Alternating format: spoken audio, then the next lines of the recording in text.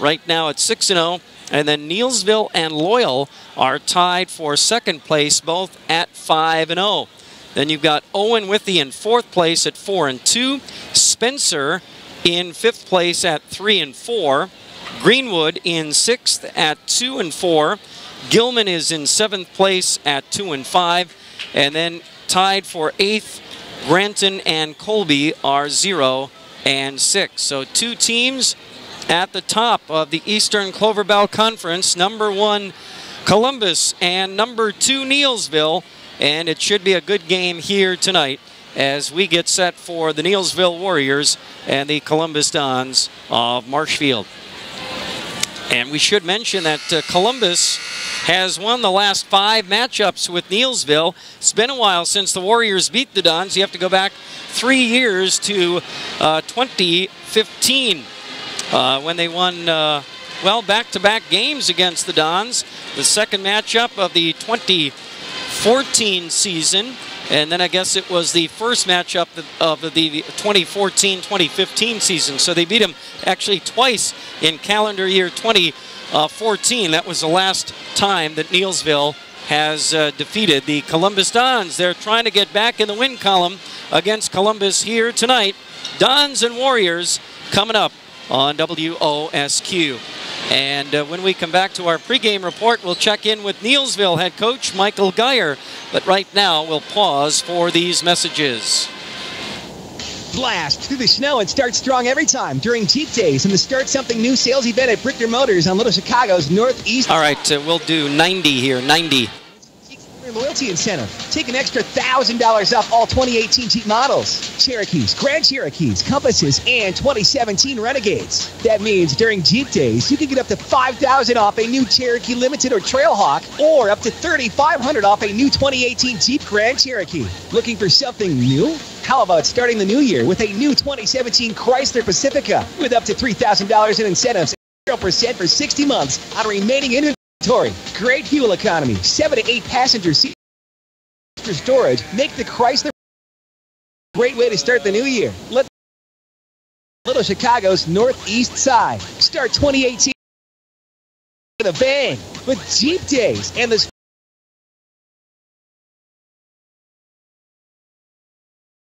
event. Subject to approved credit. Some restrictions apply. See dealer for details. Are you overwhelmed trying to determine your home mortgage options or how to refinance an existing property? Experience the Community Advantage and choose the proven, reliable leadership of Advantage Community Bank. They don't have to impress traditional Wall Street types because their stockholders are already living on your street. They want you to be their neighbors and keep Central Wisconsin's future strong. To learn more about your benefits at Advantage Community Bank, visit AdvantageCommunityBank.com. Member FDIC, Equal Housing Lender. We are at Columbus High School in Marshfield tonight. Eastern Clover Bell Conference boys basketball on WOSQ as the Columbus Dons take on the Neillsville Warriors here this evening. And as we continue our pregame report, let's bring in the head coach of the Neillsville Warriors, and Michael Geyer, kind enough to stop by to talk about Neillsville basketball. Coach, you guys are off to a very impressive 8-1 start this year. Yeah, the boys are figuring it out. We're a real young team, and I'm proud of how they've responded to their new varsity roles. All right.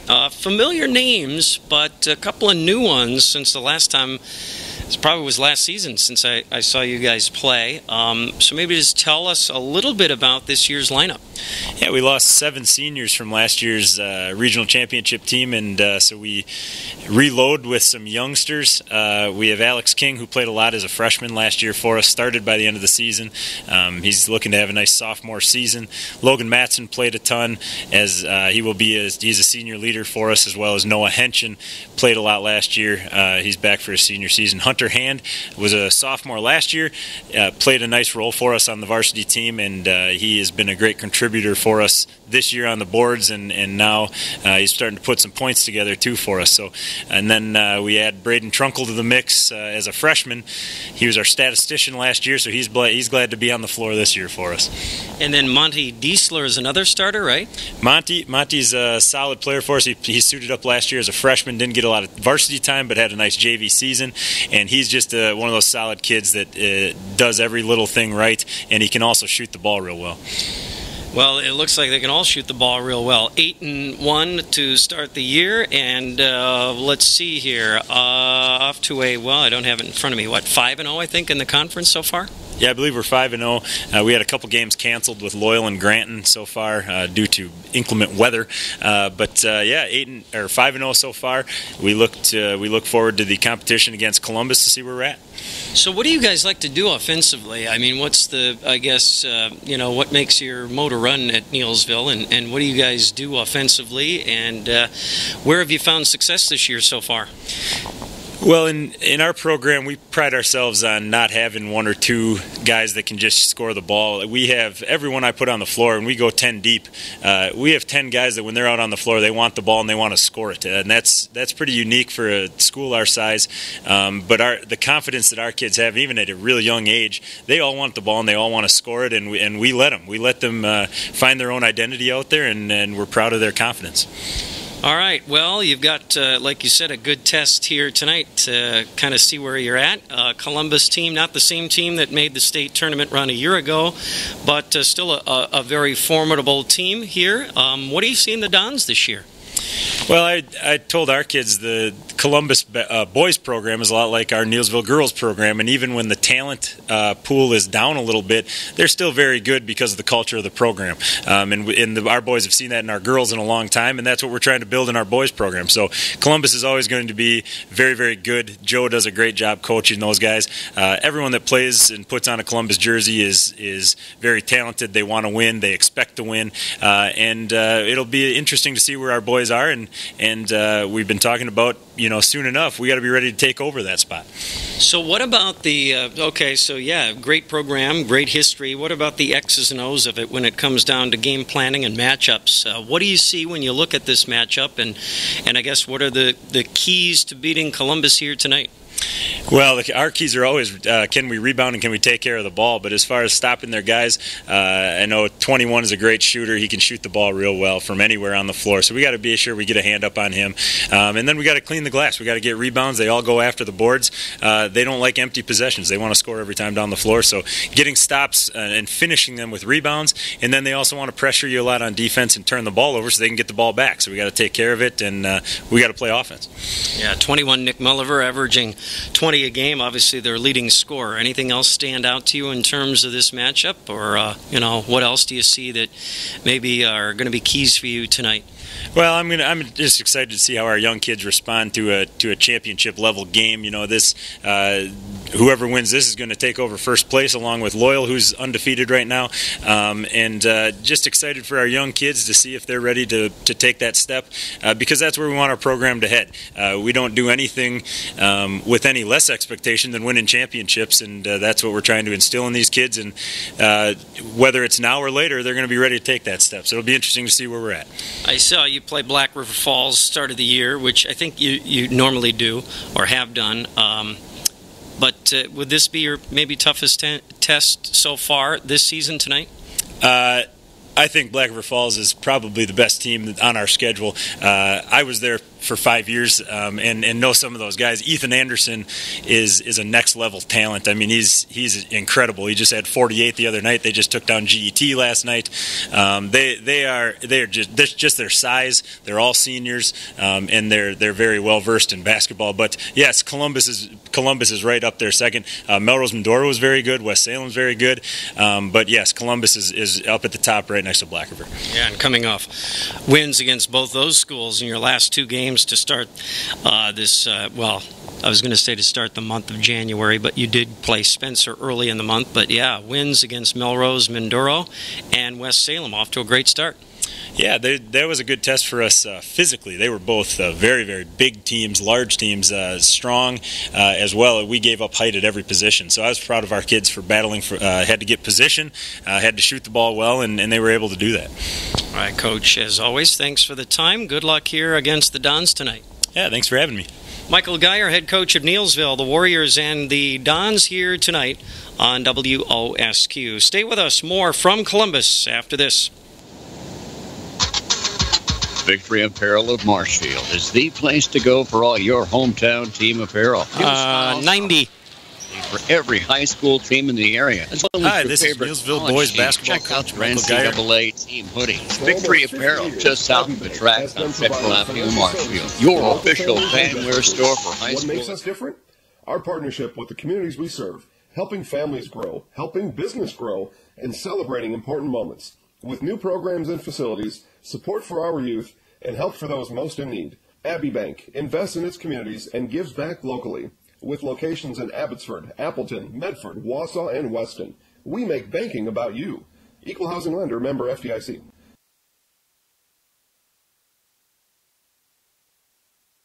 Neillsville Dairy, family owned and operated, bringing you fresh cheese curds made daily, along with many other varieties of Wisconsin-made cheeses and treats. Don't forget to check out our cheese and sausage trays for your upcoming parties and cheese and sausage gift packages for the holiday season or any other special occasion. Neillsville Dairy, located just southwest of Marshfield on US Highway 10, neillsvilledairy.com.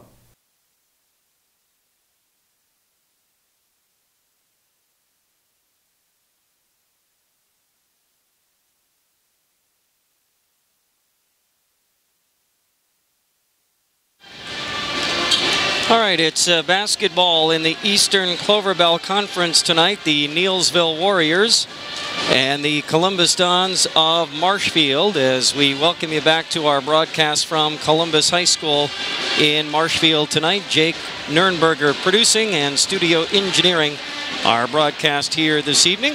Alongside Todd Schultz, I'm Mike Warren. And Todd, should be a good game in the Eastern Clover Bell tonight. Two teams right at the top of this conference so far. Yeah, this should be one that's a real test for both these teams fairly early in the season yet to see where they're at, because both these teams have had a lot of easy wins going on, although Neillsville's had a couple of real quality wins their last two times out, beating Melrose Mindoro by 5 and then beating West Salem by about 10. Those are pretty good programs that I know about from coaching AAU and things like that, so they're always pretty good. So that's a couple of good wins that they're coming in with against the Columbus Dons tonight. What else do you see? I know you've been looking over the stats and the numbers and going over this matchup for weeks and weeks and weeks and really analyzing this, anticipating tonight. And what stands out to you on paper at least? Well, what really stands out for me with Neillsville is their two leading scorers. One's a freshman, Trunkle, and King is a sophomore. They're the two leading scorers on this team, so we'll see, like their coach said in the pregame, how they're going to react to a big game like this, playing at Columbus on a team that's notoriously good every single year. Yeah, and you know, Braden Trunkle is a freshman that comes off the bench. Oh, really? Yeah. Okay. And he's, you know, everyone remembers Kane Trunkle and Mackenzie Trunkle from way back in the day. Mackenzie was on that state championship Neillsville team from, I don't know what year that was. They had about a 10-year gap between Mackenzie and Kane, and now Braden, and oh boy, is it? I'm gonna forget her name, but there's two more coming up. Really? About 10 years apart, and Braden is a freshman and looks a lot like Mackenzie and Kane from a basketball talent standpoint.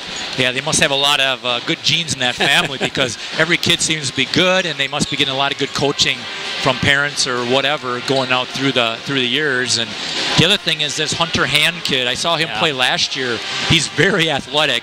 In fact, he leads Neillsville in rebounding this year.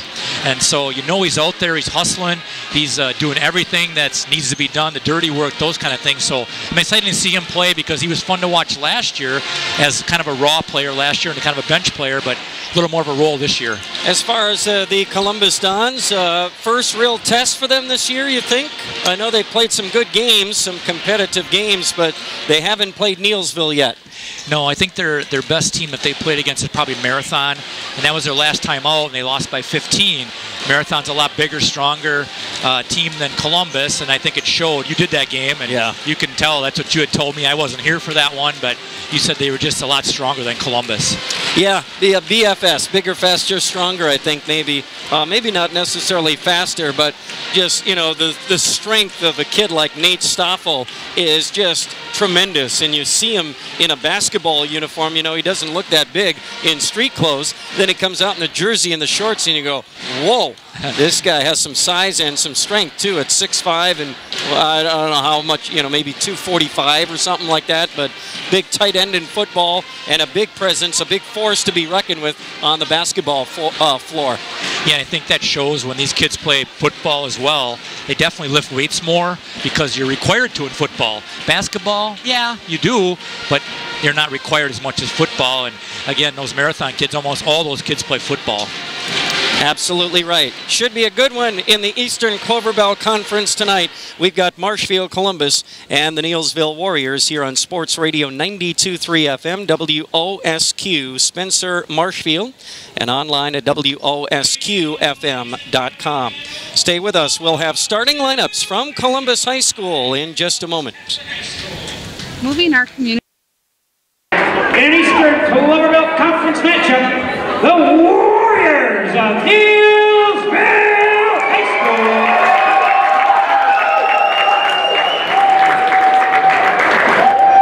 School will take on your Columbus Dons.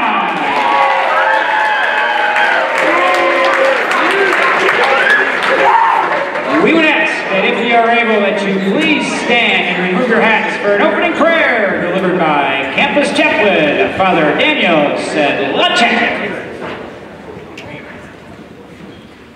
In the name of the Father, and of the Son, and of the Holy Spirit. Amen. Lord God, help us to praise you with our bodies as well as with our hearts and minds. Help us to use the gifts and talents you have given us for your glory and not our own. Bless the game we are about to play, and bless those with whom we compete. Give us strength, endurance, courage, and agility, and keep us safe and healthy. We ask this through Christ. On the side of it. And of the Holy Spirit. We ask that you please remain standing for the national anthem, played by the best band in the land, your Columbus Catholic High School pep band under the direction of Mr. Tom Zimmerman.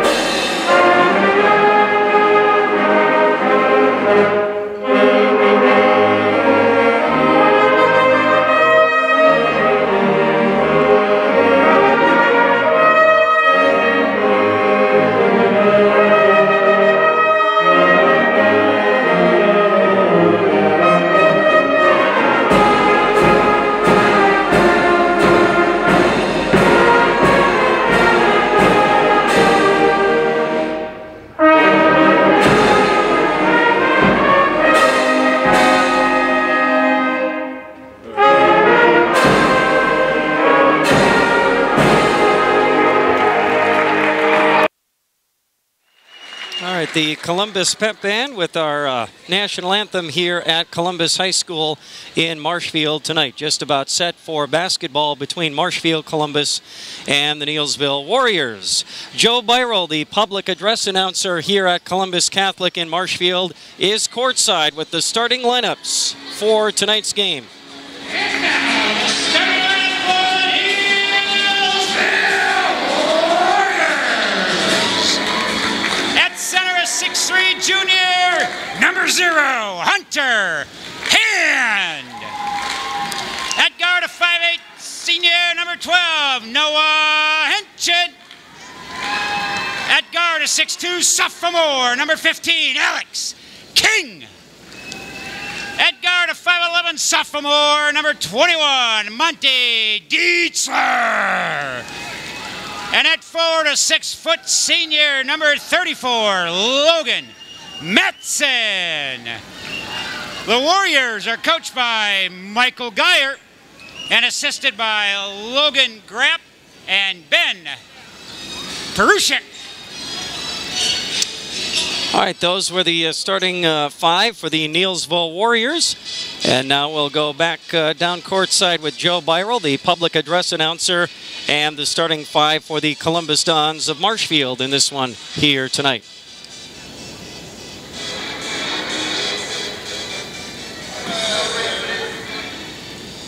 Dons fans of all ages, get on your feet for the starting lineup of your Columbus Dons.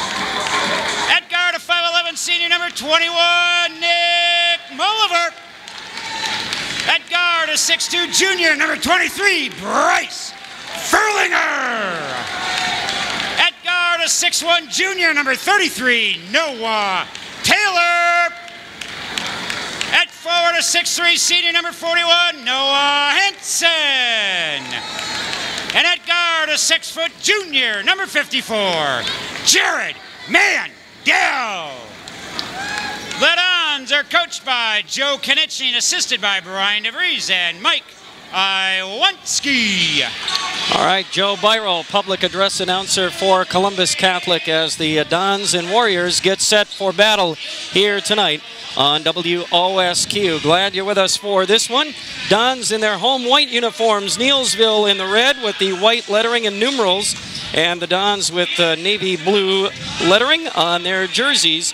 And it will be Noah Hansen for Marshfield Columbus in center circle against Hunter Hand of Neillsville, and the jump ball to start the ball game here tonight.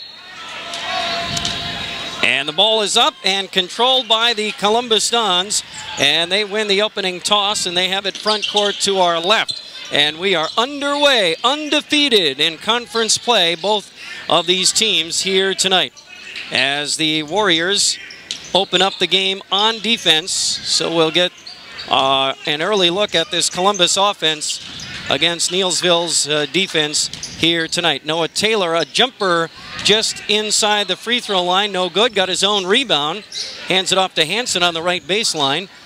Now to Mulliver in the lane, pull-up jumper in the lane for Nick Mulliver.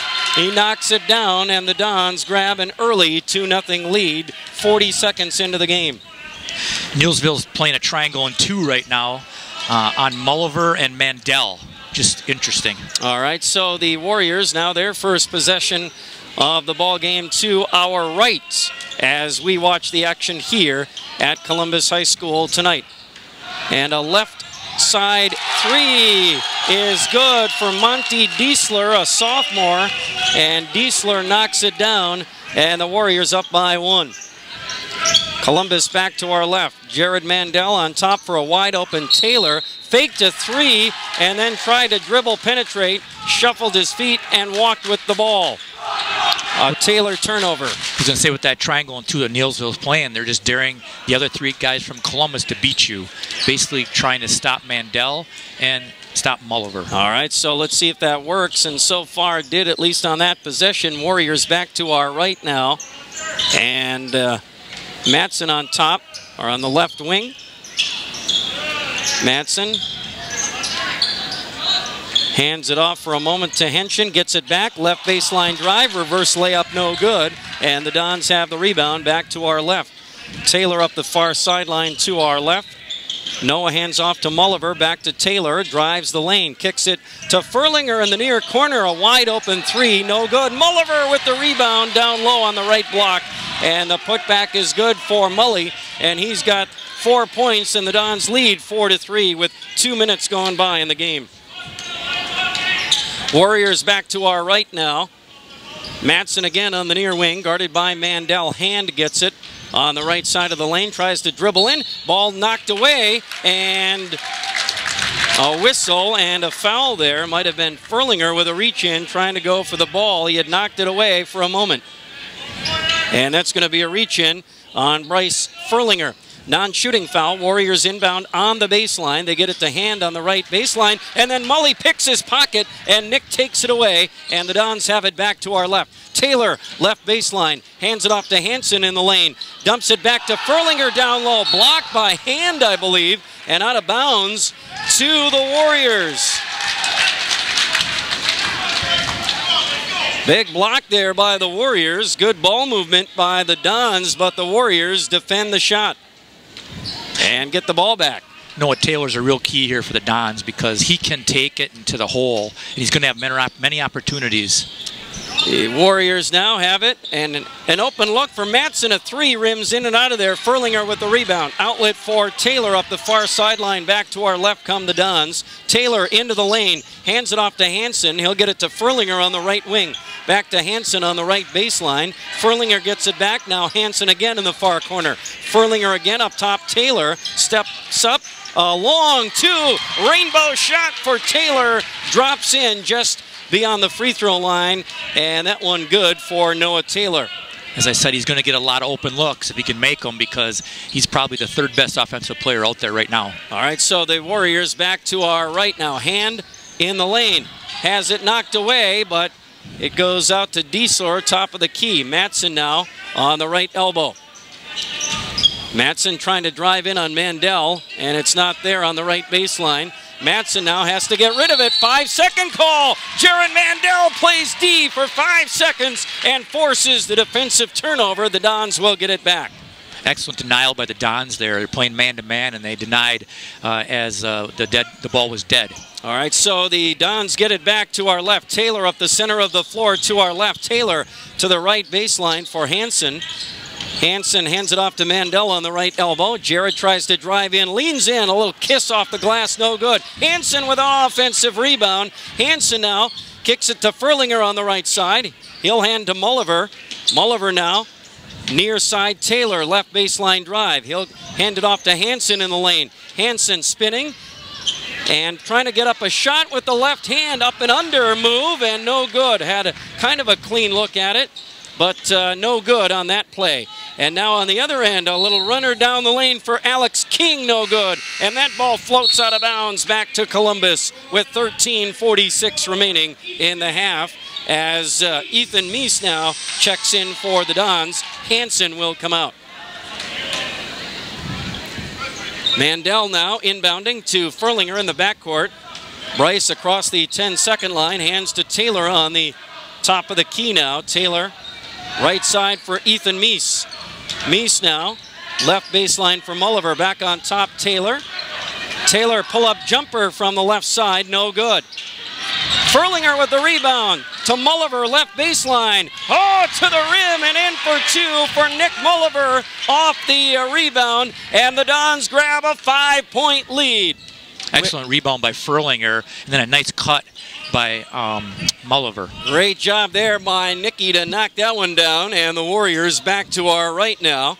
Matson, a lob inside for Hand, denied by Mandel and taken away. Jared up ahead, Furlinger up and in, ball fake on King. Oh, the Dons with a big run, grabbing a 7-point lead, and the Warriors have to take a timeout. And a great job by Furlinger on the other end of that fast break. A ball or a head fake on the defender, getting him to leave his feet, and then an easy lay-in for the Dons. Yeah, the Neillsville team is doing an excellent job playing defense on the first shot. However, the Dons been getting second shots and making nice cuts after they get the second rebound or second opportunity, and they're scoring off those. That's how Mulliver got 2 of his buckets, was off of second rebounds or second shots. So Neillsville's got to do a better job of boxing out, because right now Columbus is getting all the loose balls. Yeah, they certainly are, especially on the offensive end, which has led to this 7-point run here. The Dons opening up a 10-3 lead. And just over 5 minutes gone by in this one here tonight. Eastern Clover Bell Conference Boys Basketball on Sports Radio 92.3 FM, WOSQ, Spencer, Marshfield, and online at WOSQFM.com.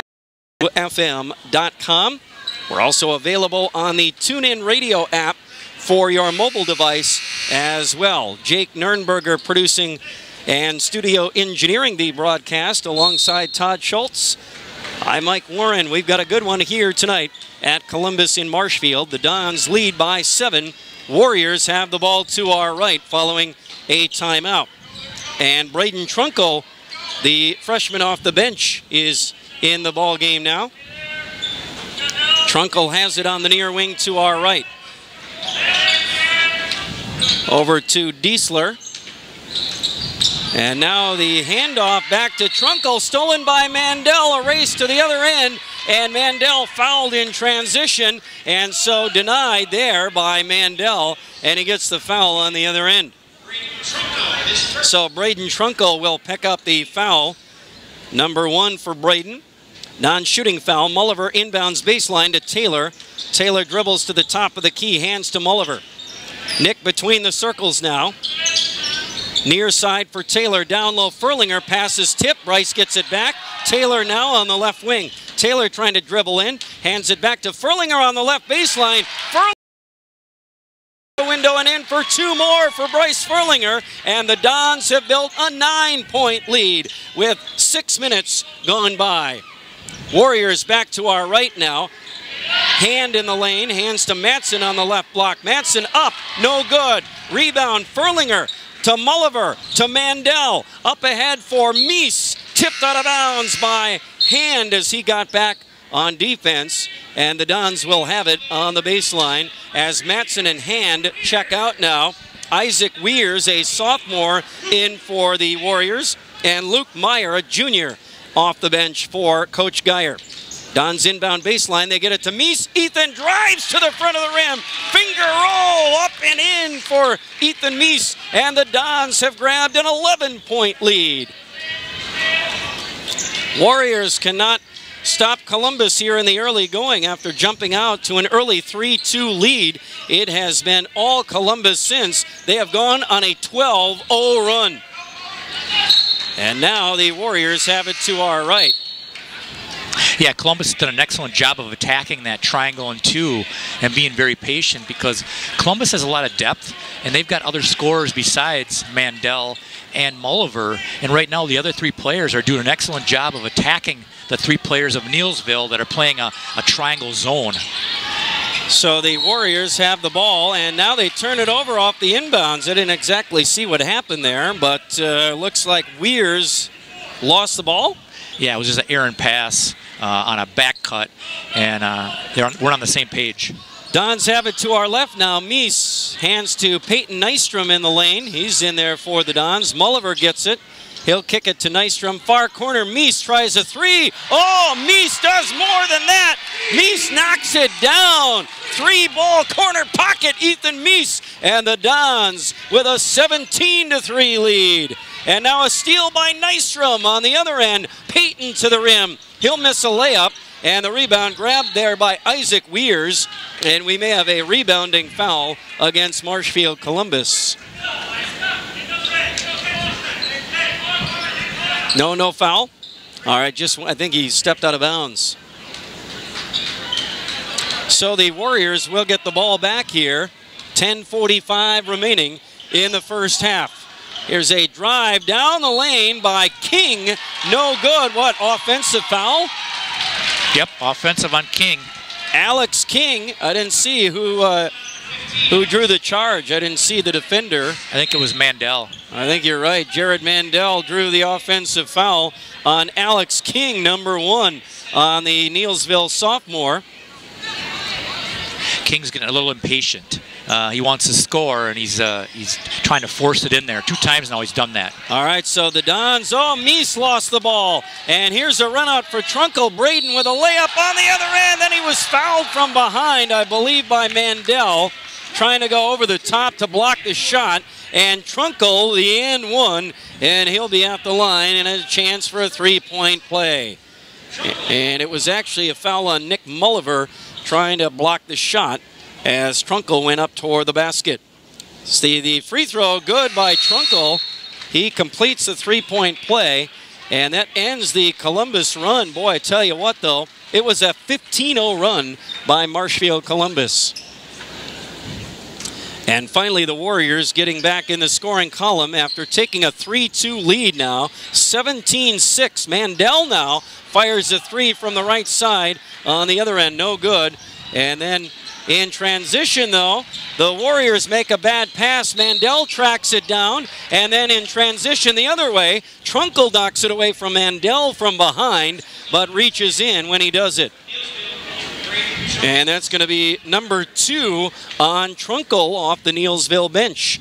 And the Dons will inbound baseline here with Mandel throwing it in to Mulliver on the near wing. He'll hand to Meese on the left wing to our left. Meese now dribbles out to the top. Tries to dribble in. Back on top for Mandel. Right side for Peyton Nystrom now, guarded by Trunkle. Nystrom now tries to dribble in. Back to Mulliver on the right wing. Mulliver picks up his dribble, skips it over to Meese. Tipped away and stolen by Matson. He's on the run out to the other end. Matson to the glass and in, and a whistle and a foul and another three-point play chance for the Warriors here. Matson in transition completes the layup and gets fouled on the other end. Mulliver with a cross-court pass. Sometimes those are kind of dangerous, and Matson read it and was able to take advantage and go coast to coast and draw the foul. So Mulliver made the pass that Matson picked off. Mandel fouled him as he laid it in on the other end. Matson missed the free throw, and it goes out of bounds to Columbus with 9:43 left in the first half. The Dons leading by 9. Noah Taylor brings the ball up the floor for Columbus. Hands it off to Ethan Meese on top. Meese gets it to Mulliver. Back to Taylor, left baseline drive. Taylor right to the rim. Taylor, 2 more for Noah. He's got 4. The Dons back up by 11. Now the Warriors attack to our right. Matson on the left wing. He'll try to drive in. He'll kick it to the near corner. 3 for Noah Henshin. His first bucket of the ball game. And the Columbus lead now cut down to 8. Dons back to our left. Nystrom on top for Mulliver. Nystrom traveled with the ball. Turnover Columbus. Neillsville gets it right back with 9 to play in the half. So King will inbound in the backcourt and gets it to Braden Trunkle, who crosses the 10-second line to our right. Matson now top of the key, guarded by Meese. Matson now on the left elbow. Picked up his dribble, got to get rid of it. And hands it off to Noah Henshin on top, guarded by Nick Mulliver. Back to Matson on the left wing. Matson directing traffic out there. Can't find anyone open. Nobody's moving around for him. They're all just standing around. And now a backdoor cut by Trunkle. Nice dish inside by Henshin on the backdoor cut by Braden. Trunkle laid it in for 2, and it's a 6-point ball game. Dons back to our left now. Mulliver in the near corner. Skips it over to Nystrom on the far side.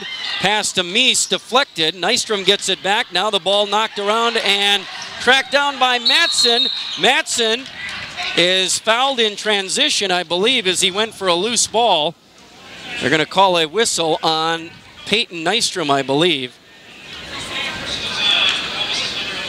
And that's going to be on Peyton Nystrom. And boy, Peyton, I'll tell you what, he knows only one gear when it comes to defense, and that is go after the ball no matter what happens. Hey, he was doing an excellent job on King. Unfortunately, on the offensive end, Peyton had a couple turnovers there, and he's going to come and take a seat for a little while. So the Warriors, off the foul, inbound the ball to our right. Matson on the left wing now. Matson tries to drive in right past Mandel. He got too deep. Hands it off to a wide open Diesler, who missed it from the right block. Point blank range, wide open layup, no good. And the Dons grab the rebound, and they have it back to our left. Taylor on the far side, guarded by Trunkle now. And Taylor carried the ball. Neillsville will get it back. The Don's been turning it over a little bit the last few possessions here. I think the last 3 out of 4 possessions, giving Neillsville a chance to come back and get him back in the game. Yeah, it's a 6-point ball game here. And the Warriors have the ball, trying to cut into that lead now. Matson on top, guarded by Meese. Hands it off to Trunkle now. Braden had the ball knocked away by Mulliver. Mandel gets it. Back to Nicky running the floor. Oh, layup with the left hand and good. Mully has 2 more. And transition, turnover, layup on the other end. And the Dons are back up by 8. Warriors back to our right. Matson on the right baseline. Gets it to Hand. Hunter back out there. Oh, and he shuffled his feet as he was getting ready to dribble penetrate. And Hunter walks with the ball, and Columbus will get it right back. The Neillsville offense is very stagnant. They play basically a 5-out, and they just look to drive and penetrate with not much movement or screening. It's basically a lot of one-on-one. And it looks like the NBA. Yeah, right.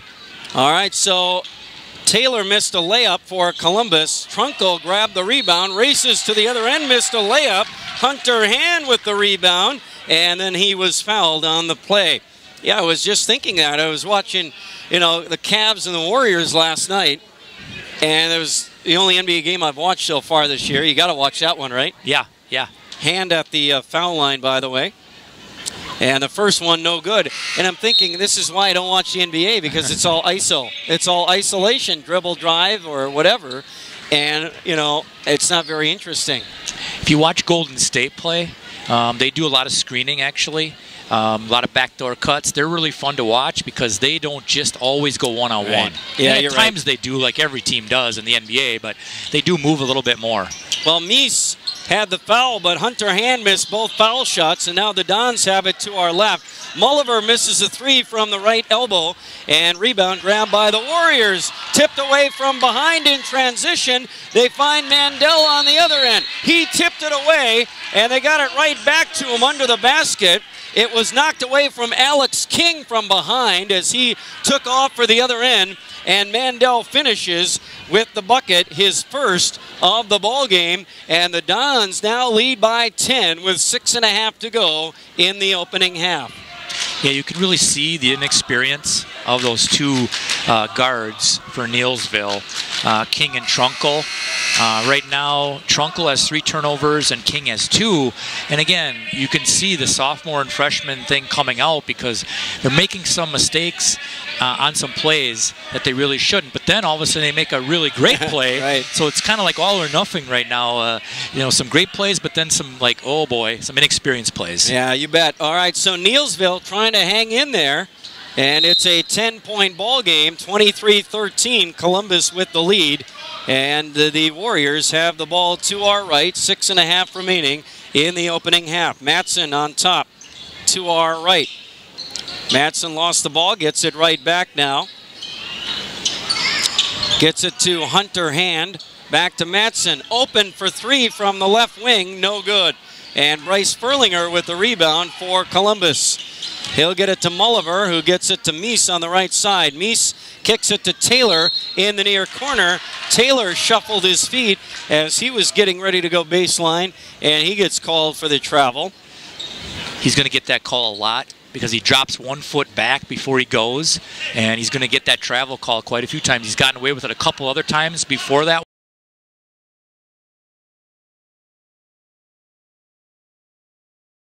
He's shuffling his Warriors miss on the other end. The Dons get it back. Top of the key, 5.5 remaining. He'll drive the lane. He'll kick it to Furlinger on the near wing. Now Mulliver gets it. Nick back to Taylor, near corner. 3-ball up and no good. And Trunkle with the rebound for the Warriors. They're down by 10. They have the ball back to our right. Hand for 3, top of the key, no good. Meese with the rebound, outlet to Mulliver, up ahead for Taylor on the left elbow. Taylor dribbles into the lane, hands it off to Furlinger on the left block, and Bryce wasn't ready for the pass. It went off his fingertips and out of bounds. And now the Warriors want a timeout. Quick timeout here at Columbus. 5:08 remaining, Dons by 10, and more basketball after this. V&H Automotive Service Department, located just north of Marshfield. Right side, and Braden is fouled on the play. You sure like the aggressiveness of Trunkle as a freshman. He's not afraid to take it to the hole. A couple times he's forced it and caused turnovers, but again, there was a nice play where he just decided, I'm going hard to the hole, and was able to draw the foul. So yeah, he's definitely not shy as a freshman. And he made the first free throw. He was fouled on the play by Noah Hansen. Second one rims in, and he's got 7 points here off the bench in the opening half of the ball game. Dons have it back to our left. Now leading by 8, 23-15. Nick Mulliver open for three on the left wing. Was he fouled? Yes, he was. He knocks down the three, and Mully was fouled on the shot, and he will have a chance at a 4-point play for Columbus. Columbus ran a set play for Mully there to get him a shot. And 12-point lead, a big swing there. And now Trunkle is on the bench with those 3 fouls. Here comes Dons with their 2-3 trap. And a three from the near side by Noah Henshin. He's their 3-point man. He knocked down his second of the ball game, and it's 27-18. But Taylor on the right block on the other end. A tough shot in traffic for Noah Taylor, his 3rd basket of the ball game. Dons back up by 11 with 4 minutes to go in the opening half. Henshin top of the key now. Nick Hutchison, by the way, in the ball game for the Dons. A steal by Mulliver. Ahead for Mandel to the other end. Oh, a little kiss off the window. And in for 2 for Mandel. He's got 4, and the Dons lead 31-18. Now on the other end, King going hard to the rim, and Alex is fouled as he tried to get to the basket. No, they call an offensive foul on King, his 2nd offensive foul in the ball game. That's a great call, and he's just being too impatient. He just drove in there totally out of control, and easy call for the ref. All right, so King picks up his 2nd offensive foul. Columbus back to our left. Nick Mulliver drives right through the Neillsville defense. A little up and under move with the ball. He took it down low, brought it back up as he got to the rim, laid it in for 2, and the Dons have opened up a 33-18 lead. Warriors attack to our right now. Right baseline here. Matson in the lane, got a pass from Taylor, and Matson is fouled going to the basket in the paint. He'll be at the line for Neillsville. So foul line tonight. Fouled on the play by Jared Mandel, number 2 on Jared, as Matson missed the first foul shot. As Ethan Meese checks back in for Columbus, Mandel will check out. What's Mandel's line? 0 for 2, and right now it's for 3. He missed the second one. Rebound grab by Noah Taylor, and Warriors now lose the ball on their end of the floor. All right.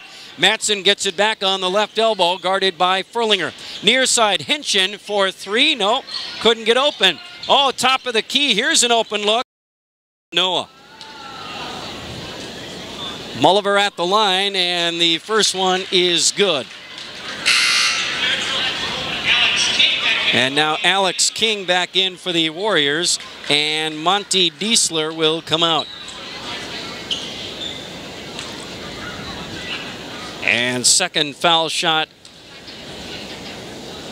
here for Nick Mulliver. That one's good. And it's now a 19-point Dons lead, 37-18. Dons have really taken it to them here in the first half. Warriors trying to find an answer. They've got the ball to our right. Henshin up top, guarded by Mulliver. He'll hand it off to Isaac Weirs. Matson now on the right elbow. Backdoor cut, baseline for King. Missed the shot, rebound hand. He can't get it to go from the left block, and the Dons grab the rebound. They have it back to our left. Meese in the near corner, open 3. Ethan knocking it down, and he's got 8 in the ball game, and the Dons have opened up a 40-18 lead with 90 seconds to go in the half. Warriors to our right. Weirs on the left elbow. Up top for Matson. Matson will hand it off now to King. Alex on top. Back to Matson. Down low for Hand on the right block. Hand up strong over Furlinger. No good, but Hand gets the call back and Bryce down toward the bucket. And Hunter will be up the line for Neillsville. Where'd that Ethan Meese shot come from? That's a couple of them this night. He's got two threes in the ball game. I don't even see him shoot them very often. I don't either. To knock two down, that's great for Ethan. And Hand at the line now. The first one is good. Hand now 1 of 3 from the line. He'll have one more here. The foul on Furlinger was his second. And Hunter's second foul shot here. That one is good. 2 of 4 for Hunter Hand. He's got 2 points. His first points of the ball game here with 1:15 remaining in the opening half here at Columbus. Mulliver now to Hutchison in the near corner. Nick for 3, no good. And Meese with the rebound for Columbus. Back inside for Hansen. Now Meese in the far corner to our left. Back on top for Taylor with just under a minute to play in the half. Taylor now hands it to Mulliver. Nick on top. Back to Taylor. He'll drive toward the basket. Tried to get it to Hansen on the right side of the lane. And they kick it back out to Hutchison, but Columbus called for 3-second violation there with 45 seconds to go in the half. A 20-point Columbus lead here with 45 seconds remaining. Now Evan Deeringer checks in for the Dons, and Hansen will come out. Warriors have the ball to our right. King brings it up the floor to our right. Alex to front court, hands off to Henshin on the left elbow. Henshin trying to get it to Weirs. Not there. Matson steps out for it. He'll kick it to Weirs on the right side for 3. No good. Hand with a rebound. Hand kicks it to Henshin on the left elbow. Back on top for Matson now. 20 seconds to go in the half. Matson directing traffic out here. Matson gets it on the near wing for Weirs. Back to Matson. Inside for Hand. Pass too strong. Went through Hand's fingers, and Mulliver grabs the loose ball. Up ahead for Deeringer. Back to Nick. Left wing. Fadeaway 3. No good at the buzzer. And that will be how the first half comes to an end here at Marshfield Columbus tonight. Well, it was a 3-2 Neillsville lead very early in this ball game, and then the Dons went on a 17-2 or 17-3 run, opened up a big lead, and now lead by 20, Todd, here at the halftime break tonight. What have you seen so far tonight? Well, Neillsville made a nice comeback. Got it to within, I think, 5 or 7, something like that. And we're kind of hanging with Columbus at that point. When Braden Trunkle got his 3rd foul, that was a huge call. He didn't like the call. I don't know if he got Mulliver on the 3 or not. I couldn't really tell, but he didn't like it. His coach didn't like it. And when he came out of the game, oh my gosh, then Columbus just won another big run to get this 20-point lead. Trunkle being their second leading scorer just really limits their offense because they got some other guys that aren't great shooters. They're strong guys, but Trunkle just really helps King out a lot. When King's out there by himself, he's just doesn't appear to be as effective, at least tonight anyway. Yeah, it's been, I don't want to say all Columbus, but pretty close here in the first half, right? Yeah, and Columbus has done a nice job of moving the ball and not being, I should say, being patient against the triangle and 2 and against the box and 1. Mulliver's done a good job of not forcing too much, allowing Taylor, who's had a really nice first half. As I said earlier, Taylor's eyes were lighting up when he saw this triangle and 2 because he's one of the guys that can attack that triangle, and he has attacked it time and time again and given some of his teammates good passes and be able to finish on his own as well. So he's been a real key to this first half to attacking the triangle and 2.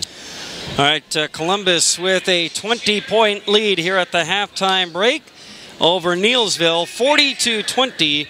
Our halftime score. You're listening to Eastern Clover Bell Conference Boys Basketball tonight on Sports Radio 92.3 FM, WOSQ, Spencer, Marshfield, and online at WOSQFM.com. We're also available on the TuneIn Radio app for your mobile device as well. Jake Nernberger, the third member of our team, doing the producing and studio engineering alongside Todd Schultz. I'm Mike Warren. Dons by 20 here at the halftime break, leading Neillsville 40-20 at Columbus in Marshfield tonight. And more of our halftime report in just a moment. Drive a heavy truck, then you know V&H Trucks, because we know what drives you. Whether it's septic, logging, material handling, or anything else that needs a tough truck. Our second 90 here. 90. We agree with our friends at Western Star when they say the toughest part of any job should be your truck. So come see the sales staff at V&H today to get tough working for you. V&H, the driving force in heavy trucks and equipment. At 1505 South Central Avenue, Marshfield, or vhtrucks.com. Harder things, better together. Looking for that special place to call home? We offer a variety of loan products to fit your needs. It's one of the advantages of working with a community bank. You're independent, so are we. Partners Bank, member FDIC, equal housing lender. Partners Bank, better together. When it's snowing hard and your family has a million places to go, you've got to get out of the garage now. And it's no time for amateurs. Thankfully, you're a pro with lots of winters under your belt. You grab your Toro snow thrower, it starts right up. The truth is, you've craved the adrenaline rush of clearing the driveway, right down to the pavement, in record time. And just like that, you're done before the neighbors. Visit Bill's Service Center, Highway 97 in Stratford, to experience Toro snow throwers for yourself. So bring on winter. You'll be ready for it with a Toro. Back here at Marshfield, Columbus, the Columbus Dons leading the Neillsville Warriors 40-20 here at the halftime break of this Eastern Clover Belt Conference boys matchup tonight on WOSQ. A couple of other halftime scores for you from earlier tonight at the halftime break. Also in the Clover Belt tonight, up at Owen Withee, the Loyal Greyhounds leading the Blackhawks 23-16 at the halftime break. So those two teams battling it out up there at Owen Withee tonight. And Loyal and Owen Withee, a couple of teams kind of right in the thick of the race. I mean, Loyal tied with Neillsville at 5-0 in second place right now. And then Owen Withee, I believe, at what, 4-2 right behind him? I think you've got those stats. I do, yeah. Owen Withee is 4-2. And again, them along with Columbus and Neillsville are the top four teams in this conference. Yeah, so they're doing a battle up there at Owen Withee tonight. Loyal with a 23-16 halftime lead up at Owen Withee tonight over the Blackhawks. And then in the Merriwood Conference at the halftime break, let's see, that was a 1-point gain down in Wisconsin Rapids. Assumption leading the Stratford Tigers 27-26. And Tigers coming off, well, I saw them with that, coming off that tough loss down at Auburndale on Friday night to the Apaches. So they're trying to rebound a tough turnaround. They have to go to Auburndale, and then they have to go to Assumption. Gotcha. Yeah, on paper, you would think that that would be a close game. Just watching the scores this year. And how did that Auburndale game come out? As far as I know, Auburndale won. Was it a close game? I didn't catch the details, just the score. Yeah, boy, I'm trying to remember. I know it was pretty tight. I know at the end, maybe Auburndale won by. Well, let's check the final score. What was that? Well, that was a 3-point Auburndale win. Okay. 50-47 on Friday night. Gotcha. Another one you thought was going to be a good matchup going in, and it lived up to that. Oh, absolutely. That was a heck of a matchup. And the Auburndale Apaches have now knocked off both Marathon and Stratford this year. So who knows what's going to happen. That race is really tightening up. It's going to be a fun one to watch here down the stretch for the next, month and a half or so. It sure is, and that Merriwood's always very competitive too, and almost any team can beat any team in that conference from top to bottom, so you never know what to expect each week. Quick look at the halftime stats here. And Marshfield Columbus, led by Nick Mulliver with 16. They were on him early, but he found his shots and lit him up for 16 here at the halftime break. Yeah, the Neillsville coach has got to be very disappointed with that. He specifically played a triangle and 2 and a box and 1 against Mulliver to prevent him from scoring 16 points, and he still got 16 points. So that's a pretty good first half when you're so focused on, and he still got the points. And then 8 points, we even mentioned it for Ethan Meese. He's found his three-point shot, knocked down a couple from downtown, plus a two-pointer. He's got 8 here at the break. Yeah, you haven't seen much of that from Ethan last year or even this year. So he made a couple of long-distance shots, and that should help his confidence going forward, because typically they're going to leave him open. I mean, they're going to let him shoot it, and if he can make that, that's just going to help the team. 6 points apiece for Bryce Furlinger and Noah Taylor. Those guys have stepped up when Mully wasn't open or out there. Yeah, again, Noah Taylor's done a good job. He fed Furlinger a couple times for layups and got a couple of shots himself. Again, as I said, when you play against a triangle and twos, the other three guys, if they can do anything, are going to get a lot of opportunities, and they're taking advantage of it. And then 4 points for Jared Mandel. Meanwhile, Neillsville led by Braden Trunkle with 7. He went to the bench, though, with 3 fouls, and I don't think we've seen him since. No, coach really couldn't bring him back, although, you know, with a big deficit, I'm sure he was thinking about it. But he's like, I better not with 3 fouls. I better just save him for the second half, and hopefully we can make it a run. 6 points for Noah Henshin, a couple of threes, and 3 points for Monty Diesler, a 3-point basket. And 2 points apiece for Logan Matson and Hunter Hand. And Matson 0 for 3 from the line. Hand 2 for 4. Trunkle, by the way, 3 for 3 from the line. There's the kid you want shooting free throws, at least tonight. Well, exactly. They're a little bit, one thing I got to say about Neillsville, they're a little bit offensively challenged, because you got the 2 guards and you got a couple of bigger men that aren't necessarily great outside shooters, but they hustle to get a lot of hustle points, and they try to get to the rim, and their offense is very limited. I mean, it's a spread offense, 5 guys out, and they're looking to drive it, and that's their offense. And the guards have gotten caught a few times in trying to force it in there against Columbus, who's played pretty solid defense and had some turnovers. In fact, Columbus has won the turnover battle. Columbus had 8 turnovers. Neillsville had 12. And on the rebounding side, Neillsville had 9 rebounds and Columbus had 13. So Columbus has an advantage in both those categories as well. All right, Columbus with the lead, 40-20, and we'll have second half action from Columbus in just a moment. Hello, WOSQ listeners. This is Brad Lenz. For almost 50 years, Abbey Bank has been providing financial services to local families and businesses. What makes us different? Our partnership with the communities we serve, helping families grow, helping business grow, and celebrating important moments. With new programs and facilities, support for our youth, and help for those most in need. Abbey Bank invests in its communities and gives back locally. With locations in Abbotsford, Appleton, Medford, Wausau, and Weston, we make banking about you. Equal housing lender, member FDIC. Mention, you know, you're with Fairway Mortgage, one of our fine sponsors, and you were giving away popcorn here tonight before the game. Did I see that right? Yep, it was a free popcorn night on Fairway Mortgage, so everybody that attended the game got a free bag of popcorn. Wow. All right, so there goes your raise. And there goes a three-point basket for Noah Henshin to open up the second half for the Warriors. Henshin hits a big 3 as we start second half play here tonight at Columbus in Marshfield. Dons now have the ball to our right as we switch directions.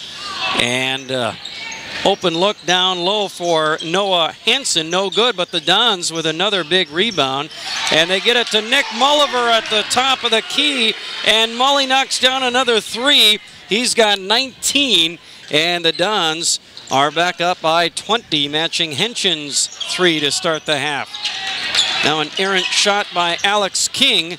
No good. Dons had the rebound, then taken away by Monty Diesler, who puts it back in for 2 for the Warriors. Columbus back to our right. Jared Mandel, right baseline jumper, no good. Rebound tipped right back to him and then knocked out of bounds by Diesler. It'll be Columbus ball. A couple of second shots already by Columbus on the first 2 possessions. Nick Mulliver will inbound baseline, fires it to Mandel, cutting toward the basket, and Mandel was fouled as he went toward the rim. Wasn't sure if the ref was going to call that because Mandel got both arms just taken out on that layup as he cut to the basket. And finally, the whistle came. It was a little bit late. I think all the refs thought the other one was going to blow it. Yeah, that Mandel at the line, the first one no good. Had that been football, it would have been pass interference for sure. Yeah, he definitely got mugged on that one. The foul was on Hunter Hand, his first. Second foul shot by Jared Mandel goes in. He's got 5 points now. The Columbus lead is back to 19. 90 seconds gone by here in the second half. Alex King on a drive and a little floater down the lane up to the front of the rim, and King drops one in. And boy, that's his first basket of the game. Yeah, and that was a quality look. The first really quality look he's had. Columbus has done an excellent job on him tonight. So now the Dons have it to our right. Noah Taylor on the left baseline now dribbles out to the top, guarded by Matson. Now back down the lane, flips it off to Bryce Furlinger. Taylor was knocked down and fouled on the play. Again, Taylor kind of assuming the point guard role almost there, really taking charge, and I really like to see the aggressiveness that he's showing. And again, he took it to the rim and got tripped up.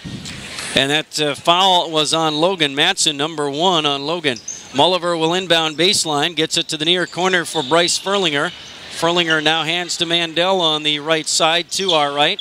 Mandel makes a pass to the left wing that is off the mark. Tried to get it to Ethan Meese over there. I think it might have been hit or tipped or deflected as he made the pass, but he let it go, and the last one to touch it out of bounds to the Warriors.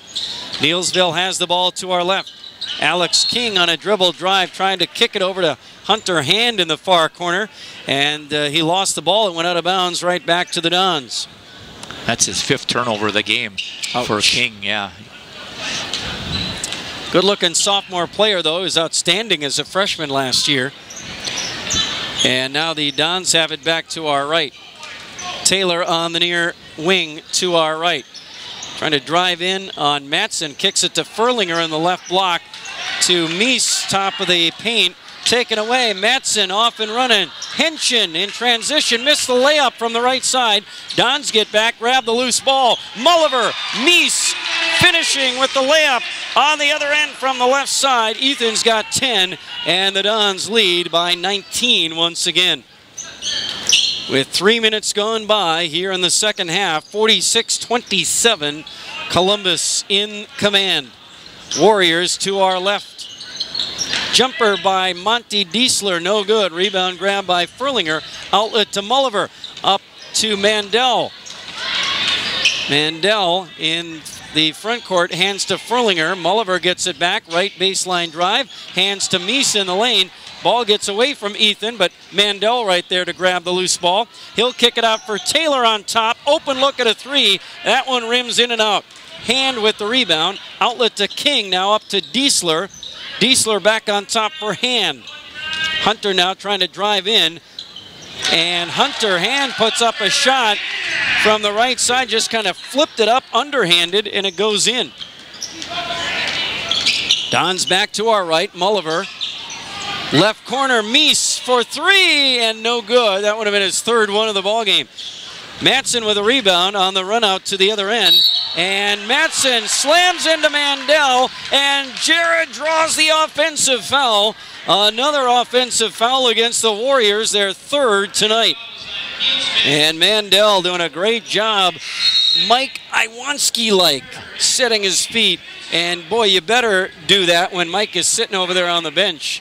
Yeah, Matson tried to go coast to coast, and he gave a fake pass, and Mandel did not go for it. No, he just did stayed not. right in his spot and ran him right over. Yep, number 2 on Logan Matson. Mandel with the Iwanski move there. And now the Dons attacking to our right. Meese to the rim, no good, but he was fouled on that play. Another Warriors foul, and Ethan will be at the line shooting 2 with 4 minutes gone by here in the second half. The Dons leading 46-29. Now the first foul shot by Meese off the front of the rim, no good. And that foul was on Dom Elmhorst. His first appearance off the Neillsville bench tonight. Second one is no good again, but Furlinger with an offensive rebound for the Dons. Now Mandel gets it in the far corner. He'll stroke a 3 ball, no good there. And then a foul on Alex King as he got the rebound after the miss by Mandel. And that one's going to be on Ethan Meese, number 2 on Ethan.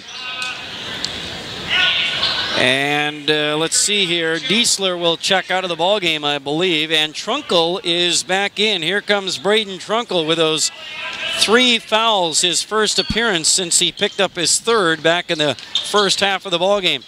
Matson, open look at a 3 from the left side. No good. Rebound, Jared Mandel. Long pass up ahead for Taylor running the floor. Noah missed a wide open layup. Gets the ball back. Jumper on the right baseline. Missed it again. Warriors grab the loose ball. Boy, that was a good pass up ahead for Taylor, who got behind the defense, and he just laid it up short. And now Neillsville attacks on the other end, and Columbus knocks it out of bounds. Boy, if you're Noah Taylor, you're kicking yourself for missing that one right under the basket.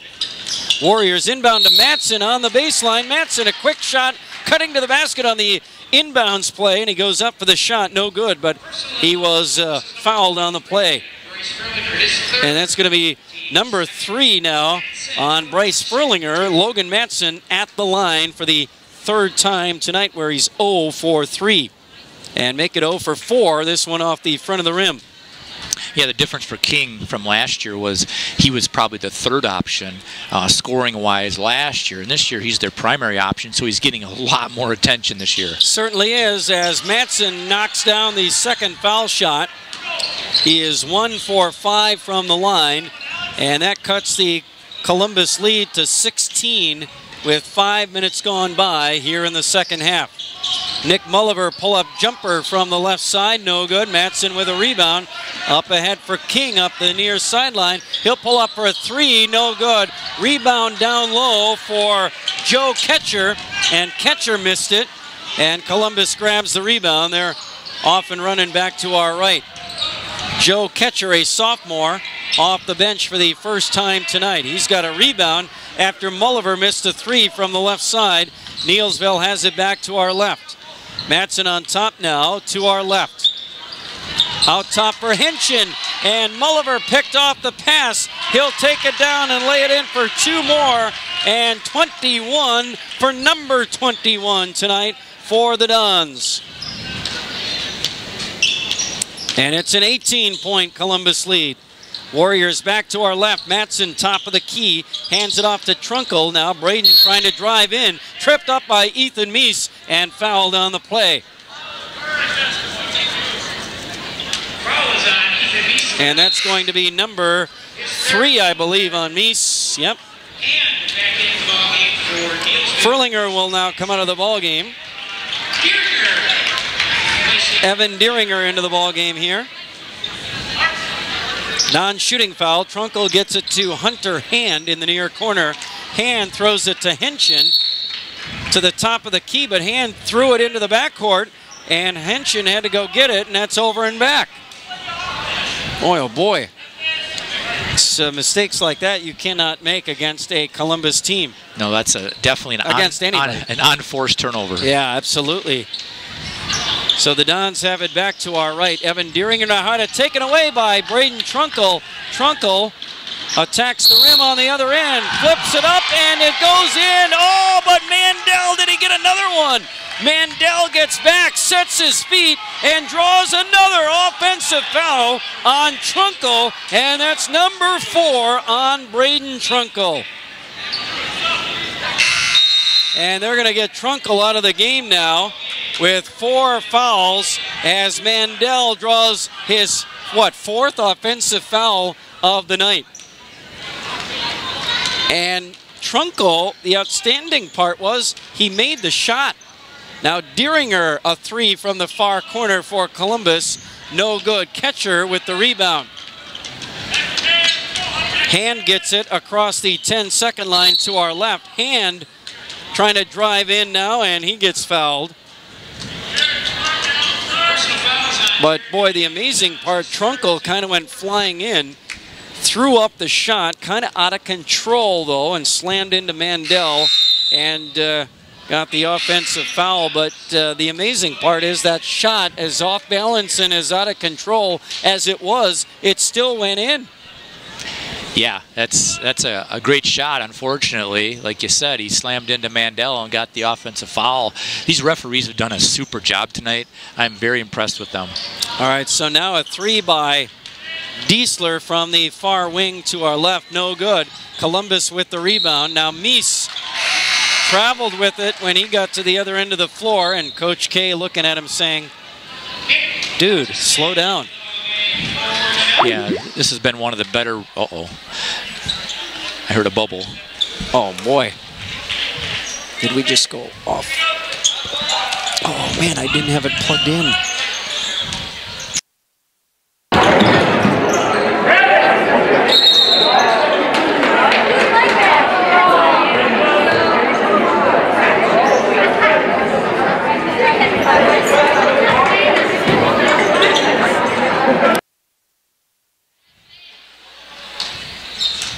Stand by.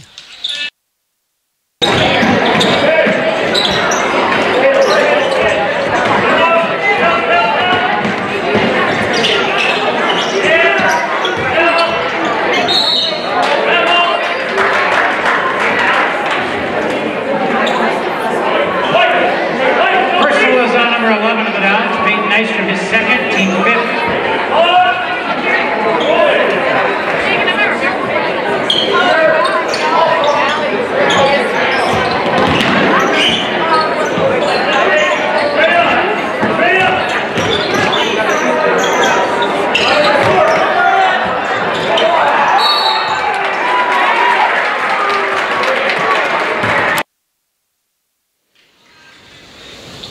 I believe we're back on the air. We got knocked off the air from Columbus High School in Marshfield alongside Todd Schultz. I'm Mike Warren. And what did we miss? There really wasn't much no scoring, I don't think. It's still 48-30, so I don't think we really missed anything as far as scoring goes anyway. All right, we're back on the air from Columbus in Marshfield here on WOSQ Spencer, Marshfield. Columbus leading Neillsville 48-30. Columbus has the ball to our right. Nick Mulliver to Nick Hutchison on the left wing for three. That ball bounced up into the support cables above the rim, and that's a bounce to Neillsville. 10-16 left in regulation. It's been pretty much all Columbus here tonight, but this is only an 18-point game, Todd. 48-30. Is there still time for the Warriors if they got something going? There certainly is. I mean, they've got to start on the defensive end and get stops. And once they get stops, they got to score because they've only got 30 points in basically three-quarters of the game pretty much being over. So, Neillsville hasn't done a real good job on the offensive side of the ball, and they've got quite a few turnovers. Again, they've given away a lot of possessions, and they've gotten out-rebounded as well by a bigger Columbus team. And Columbus has more length this year, so it's kind of nice for Coach K as far as having a little bit more. And to mention rebounding, Bryce Furlinger has 10 rebounds tonight, and he's always had a nose for the ball and just seems to come up with. He's not a hefty guy by any means, but he just seems to know where to go to get those rebounds. All right, so following a timeout, Neillsville has the ball to our left, down by 18, 48-30 with 10 minutes left in regulation here at Columbus High School in Marshfield. Neillsville had a pass knocked out of bounds. They'll inbound on the baseline. Noah Henshin to throw it in. He'll get it to Alex King in the far corner, and King is fouled, I believe.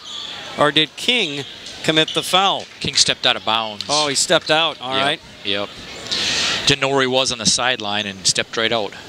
All right, so King took the pass on the far sideline and stepped out of bounds, and now Columbus will get the ball back. Noah Taylor comes in for Peyton Nystrom. Nick Hutchison inbounds it to Taylor in the backcourt. Then Noah had the ball tipped away by Matson. King grabs it, takes it down, lays it in off the window and in for two. And the and one, the foul on the play and a chance for a three-point play for Alex King. That's exactly what Neillsville needs to do. Create some turnovers, get some stops, and get the break going and get King in the open court. And the free throw by King was good. Three-point play there by Alex. 48-33. It's now a 15-point Columbus lead with 10:02 remaining. Now backcourt pressure by the Warriors. Furlinger to Nick Mulliver in the backcourt. Nick back to Furlinger as they cross the 10-second line to our right. Now Noah Taylor gets it, hands off to Jared Mandel on top. Mandel to Meese. Now Taylor in the lane, down low for Furlinger, and the ball knocked away and stolen by Hunter Hand. Hand and Furlinger fight for it. They call it jump ball. Possession Warriors. With, well, that ain't right, 19:42 now left in the ball game. And that is a minute and 42 seconds more than the regular half. And so there's obviously some bugs in the clock system over there. We were down to about 10 minutes. And there it is. Okay, they put a 1 in front of the 9:42. So they stop play for a moment while they correct that situation. Now the Warriors attack to our left, and Logan Matson spins his way right to the front of the rim and lays it in for two. It's a 13-point game with 9.5 remaining. The Dons have it to our right. Meese gets it in the near corner. On top for Jared Mandel now. Mandel lost the ball, grabbed by Matson. He's on the run out to the other end. Matson will lay it in for two more. Matson with two. And it's a Neillsville run, and they have cut the Columbus lead to 11 with 9 minutes to go as Mulliver now races to front court right and gets fouled on the play. It was 3 consecutive turnovers by the Dons, and each time Neillsville got a layup out of it and an and one on one of those situations. So it is a Neillsville run here, a 7-0 run by the Warriors, and they have pulled to within 11 with 9:06 to go. Now Mulliver at the line for Columbus. The front end of a 1-and-1 is good by Mulliver. He was fouled by Noah Hinchin, Noah's second foul of the ball game. The bonus came at the right time to get Mulliver to the line. And Nick knocks down the second one as well. 2 big free throws there for Nick Mulliver. The Columbus lead back to 13. 9 minutes to go in regulation. Warriors have the ball to our left now. And Monty Diesler hands to Matson up top. Matson now guarded by Meese between the circles. Matson now left side of the paint, spins in, puts up a shot, blocked by Meese, and they're going to call Ethan with a foul, and that's going to be number 4 on Ethan Meese. And that will put Matson at the line where he is 1 for 5 tonight. Meese has about 6 inches on Matson, but Matson was able to throw his body into Meese to draw the foul. And the foul shot rims out. Matson struggling at the line tonight. 1 for 6 tonight. Now Meese will check out. Mandel will come back in. And Nystrom will check out. And Noah, well, Taylor is, Hansen back out there. Hansen, Taylor, Mandel, Furlinger, and Mulliver out there for Columbus. Matson at the line. His second one is good. He gets 1 of 2 there. It's a 12-point Dons lead, and they have the ball to our right with 8.5 remaining in regulation. Hansen in the lane to the rim from the right side. Noah Hansen, his first basket of the ball game, and it was a big one. Warriors back to our left. Matson on top. To the left baseline, spinning. Shooting, no good. Gets his own rebound and then traveled with the ball. Kind of gave a head fake, but the thing jumped off the ground when he did it. Matson will turn it over to the Dons. Mulliver gets the inbounds pass in the backcourt from Bryce Furlinger. Mulliver up the near sideline to our right. Back to Furlinger, left side Taylor. Fakes the three, left baseline drive, hands it off to Hansen in the lane. Tough shot. Noah Hansen over the defender, in for two more. Hansen's got 4 in the last couple of minutes. And the Dons now grab a 16-point lead as Alex King attacks the rim in the lane and is fouled on the play. It's always nice to see Noah Hansen get a little bit aggressive on the offensive end because he's obviously 6'3", and there aren't a lot of players in this conference that are 6'3". So when he decides to go in there, he definitely can get point blank, and he was able to finish 2 layups in a row. Now King at the line for Neillsville. He made the front end of a 1-and-1, and so he'll get one more. And the foul was on Furlinger, number 4 on Bryce.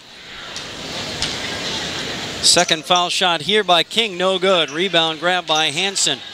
He'll hand it to Taylor. Noah brings it up the floor to our right for Columbus. He'll hand to Mandel on top. Mandel drives and kicks to Nystrom in the far corner. Back on top for Taylor. Noah had the ball knocked away and stolen by Matson. Matson then stepped on the inline.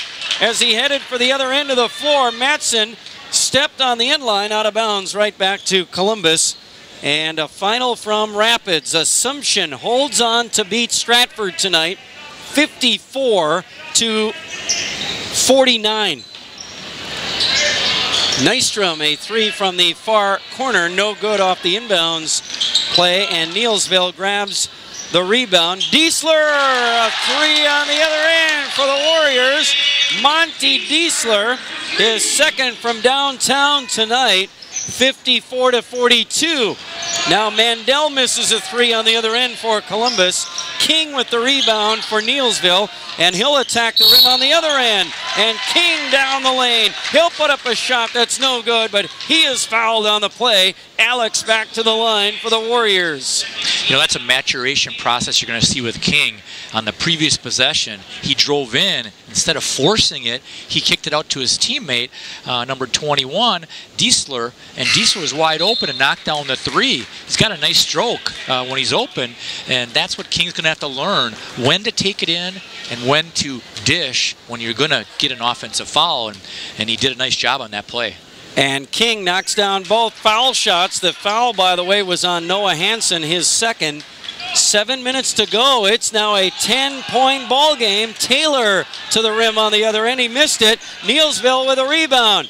Diesler for 3, blocked by Mandel. Loose ball goes out of bounds. Right back to the Warriors, though. I believe it was Mandel who got up and blocked that shot by Diesler from the far corner on the 3 ball. But the ball goes out of bounds right back to the Warriors with 6:48 remaining in the half. And now the Dons want a timeout. Bowling here tonight. The Warriors have come back from 20 down, and it's a 10-point ball game with 6:48 remaining. And stay with us. More from Columbus after this. Neillsville Dairy, family owned and operated, bringing you fresh cheese curds made daily, along with many other varieties of Wisconsin-made cheeses and treats. Don't forget to check out our cheese and sausage trays for your upcoming parties and cheese and sausage gift packages for the holiday season or any other special occasion. Neillsville Dairy, located just southwest of Marshfield on U.S. Highway 10, neillsvilledairy.com. V&H Automotive Service Department, located just north of Marshfield on Highway 97. At V&H Automotive of Marshfield, our highly qualified technicians are here to provide exceptional service in a timely manner. From oil changes to transmission replacements, we are dedicated to maintaining top-tier customer service for both new and pre-owned car buyers. Allow our staff to demonstrate our commitment to excellence. V&H Service, located just north of Marshfield on Highway 97. All right, back here at Columbus High School in Marshfield alongside Todd Schultz. I'm Mike Warren. Jake Nurnberger is producing our broadcast tonight. 6:48 remaining in regulation, and Columbus leading Neillsville 54-44. But this was a 20-point Dons lead at the halftime break. Warriors have the ball following a Columbus timeout. Hunter Hand backing down Hansen on the right baseline. Hand lost the ball, and Mulliver grabs it for Columbus. Outlet to Mandel. Mandel back to Mully. Now Nystrom in the backcourt, and Payton across the 10-second line to our right. Nick Hutchison in the near corner. Back on top for Nystrom. Now Mulliver to Mandel. Left baseline drive. Cut off by Hand. Hunter got into him, and the body block and the foul. That last timeout by Coach Konieczny was a good timeout because his team was getting a little wild. They were taking some wild shots, and I'm referring to the Dons. They were just starting to play at a frenetic pace. You're up by 10 or 15 at that time, and you're starting to take threes, and you're just taking driving it in every single time and throwing up bad shots. You got to settle them down just a little bit, and I'm sure that's what will happen here. So Mandel at the line now, and missed the front end of a 1-and-1. Rebound by Diesler, and then he's fouled by Hutchison. So Mandel misses the foul shot. Now it'll be 1-and-1 on the other end, right? No.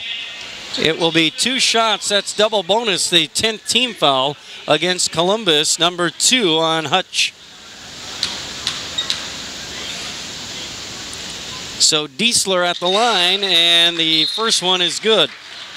Well, Neillsville's got under 10 points right now. They got it down to 9, so that's all you can ask for when you're down by 20. To get it back to single digits with 6 minutes to go gives you a chance to win this ball game. This one getting interesting. Nystrom out now, and Furlinger back in. Second foul shot by Diesler. That one goes in. 2 big foul shots from Monty Diesler. And don't look now, but the Warriors are back to within 8 here with 6:15 to go in regulation. Columbus back to our right now. Ethan Meese hands to Nick Mulliver, who lost the ball out of bounds. Neillsville will get it back. Turnover Dons, 54-46, 6:09 remaining. And the Warriors have come from 20 down at the halftime break, and they have pulled to within 8. Warriors have it to our left now. Alex King drives the lane, kicks it to Matson on the left block. Matson trying to get around Meese. He goes up strong, no good. Furlinger with a rebound, and then a rebounding foul on Matson trying to get the ball back. Matson with a good baseline drive, but wasn't able to finish on the reverse side. And, of course, Furlinger with the rebound, number 11. And Furlinger at the line now for the first time tonight. Hunter Hand back in for the Warriors, and Matson will come out. He's got 4 fouls. And Bryce at the line here. Front end of a 1-and-1 right here is good. So he'll get one more. Now the Columbus lead back to 9 with just under 6 minutes left in regulation. Second foul shot by Bryce. That one is good, and the Dons are back to a 10-point lead here with 5:50 to go in the ballgame. Warriors back to our left now. Alex King down low for Hand on the right baseline. Hunter up strong, and Hunter fouled. If that's Ethan Meese, that's number 5, and Ethan's night is over. Number 5 on Meese. He'll be done for the night. Looked like a pretty clean block there by Ethan Meese, but fortunately for Hand, he got the foul call, and he's going to the line. So Hand at the line. And the first one, no good. Hunter now 2 of 5 from the line tonight. Yeah, between him and Matson, they've really hurt him at the free throw line. They haven't been able to make a lot of them. Second one here, no good. Rebound by Mandel. 0 for 2 there. Now he's 2 for 6 from the line. That has been the difference in this ball game. Warriors back on defense. So not so much. Good ball movement by Columbus. And who got that shot in? Noah Hansen. Hansen, the assist from Furlinger. Now Hand on the other end for 2. Don's back to our right. Back and forth we go. They trade buckets right there. Now Taylor has it for Marshfield Columbus. 5 to play. 10-point Columbus lead. Mulliver on the near wing fires a pass down low for Hansen. Kicks it to Taylor. Taylor, Bryce Furlinger, left block, wide open. Back door, cut Furlinger. Nice assist there from Taylor, and the Dons lead by 12. Great ball movement by Columbus. Now King launches a 3 from the left wing on the other end. No good. Rebound Marshfield Columbus. They have it back to our right. Now Columbus starting to find an offensive rhythm a little bit once again. Taylor drives. Hansen right block on the baseline. Back to Mandel on the near wing. Mandel drives and kicks to Mulliver on the left wing. Nick drives into the lane, hands it off to Hansen. Hansen back to Mulliver on top. Mulliver, Hansen on the little pick and roll type play. Hansen back to Nick on the near wing. Nick now jump step through a double team, hands it to Taylor, who finds his way to the rim, lays it up short, no good. King with the rebound, off and running to the other end. King had the ball poked away from behind by Mulliver. Mandel was right there to receive it, and Jared lost the ball. It went out of bounds to the Warriors. By the way, I don't know if you caught that final score. Assumption did beat Stratford tonight, 54-49. As the Warriors inbound the ball, Mully goes for the steal, a foul on Nick. So a 5-point win for Assumption over the Stratford Tigers tonight, 54-49. Another big win by the Assumption Royals in the Merriwood. Tigers were coming off a loss at Auburndale on Friday night. Now Hand at the line, and that one rolls in. So back-to-back losses for the Tigers on the road in the Merriwood. I've seen 3 of Stratford's games, and they've lost 3 close ones now. They lost one to Edgar, too, or a Marathon it was, and that was a close game as well that they lost. So, again, Stratford just hasn't figured out how to win the close games this year, at least right now anyway. 10-point lead after Hand knocked down both foul shots after he was fouled by Nick Mulliver. And now Mandel is fouled in the Dons front court. And that's going to be Braden Trunkle, and his night is over. Boy, Trunkle just could not stay on the floor tonight. He was having a good game, but boy, I tell you what, 7 points, 5 fouls. Yeah, and the points were out early in the game, and after he started getting the fouls, his rhythm was broken, and he wasn't able to ever gather that back again. Mandel at the line, missed the front end shot. Now he'll get a second. And the second one is no good. Furlinger, though, with the rebound for Columbus. And the Dons, another big offensive rebound. Mulliver gets it on top for Noah Taylor. Taylor now drives to the right side and kicks it over to Bryce Furlinger on the left wing. Mandel gets it back. Now to Taylor, 3:20 and counting. Mandel, or Mulliver, excuse me, back out top for Taylor. Don's getting very patient with the ball right here, just kind of running their offense and not really forcing the issue here. Taylor, pretty much just running clock. Yeah, running clock, basically, with a 10-point lead, taking some air out of the ball here. And you've got your 5 starters on the floor to do that. And now there's a foul by Neillsville, but it says kind of how Neillsville was kind of able to make a run here. You got your 5 starters on the floor in what was a 20-point game. They're out there trying to basically, put it away. Exactly. And they ran a lot of clock there and were able to make the first free throw. So that's exactly what you want to do here, is make Neillsville chase and take care of the ball. Noah Taylor with his first free throw here is up and in. Second one got them both. The foul was on Hunter Hand. That was his 3rd of the ball game. And now we've got Neillsville with the ball to our left. Alex King attacks the rim, no good. Rebound Columbus, and then the Dons call a quick timeout with 2:40 remaining in regulation time. So a 12-point Dons lead here, and looks like they're going to be able to hang on and win this one. They were able to withstand a Neillsville comeback. Yeah, you never know with 2:40 to go, but again, Alex King, you know, he's taken a couple ill-advised shots here recently when he didn't really need to force it. There were still 3-4 minutes to go. He took a three from at least 5 feet behind the line with someone in his face, barely drew iron. Columbus was able to go down and score on that on a fast break, on a long rebound. Here he just drove in and tried to force it again and threw up a kind of a scoop shot, missed it. Columbus got the rebound, got fouled. You know, so you know, again, he's learning. He's got a lot of talent. Alex King certainly does. Yeah. He's just going to have to learn how to harness it and use it to his advantage. I like the look of him. He's just going to have to learn. Yep. All right. So, following a timeout, Columbus has the ball to our right. Oh, stolen in the backcourt by the Warriors. Matson to the rim and in for two. Matson after a Neillsville steal with 2:20 left in the ball game. Heavy backcourt pressure by the Warriors. The Dons get it to front court right with 2:15 and a 10-point lead. Taylor on the near wing to Mulliver.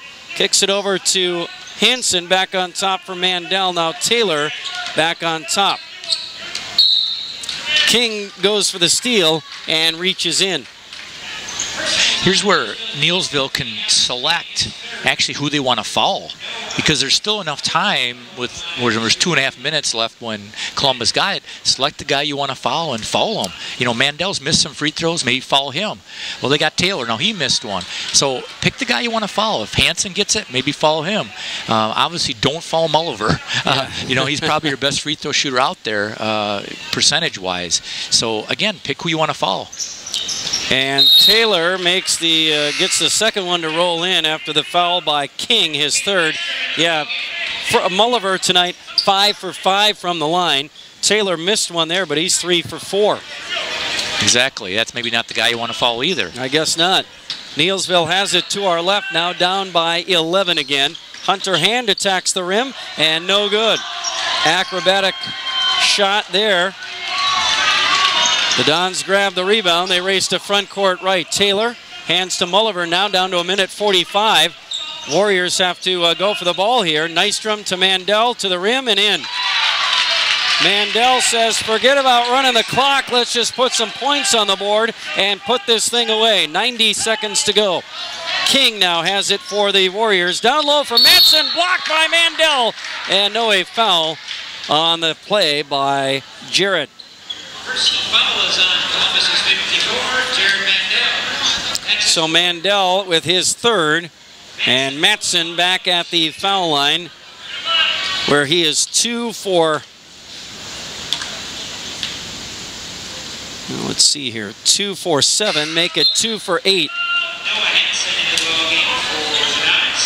If you put the free throws that were missed by Matson and Hand, you got a pretty close game. Yeah. You really do. Second foul shot here by Matson. That one goes in. So 3 of 9. And yeah, Hand missed 4. There's 10 points right there. 65-53, but it's the Dons by 12 instead with a minute 10 remaining in the ball game. And now a foul by Hand. And Taylor will go back to the line. Oh, they got Henshin, number 3 on Noah. And Noah Henshin fouls Noah Taylor, who's back at the free throw line here. The first one is good. They get one more, so the Dons icing this one at the foul line tonight. And they will go to 7-0 in the conference. Taylor's second one is good. And now we've got Peyton Nystrom in for Noah Hansen in the Dons lineup here. By the way, Owen Withey came back to beat Loyal tonight. They did. In the Eastern Clover Bell. Owen Withey at home. Here's a pull-up jumper by King in the lane, no good. Matson with a rebound, up and no good, but a whistle and a foul with a minute to play. Matson will head back to the foul line for the Warriors. Owen Withey was trailing Loyal at halftime by 7. They come back and get a 5-point win over the Greyhounds. So both Neillsville and Loyal are going to suffer their first conference losses of the year tonight. So it puts Columbus in first place, all alone. Matson at the line, drills the first one. Yeah, meanwhile, Columbus is going to go to 7-0.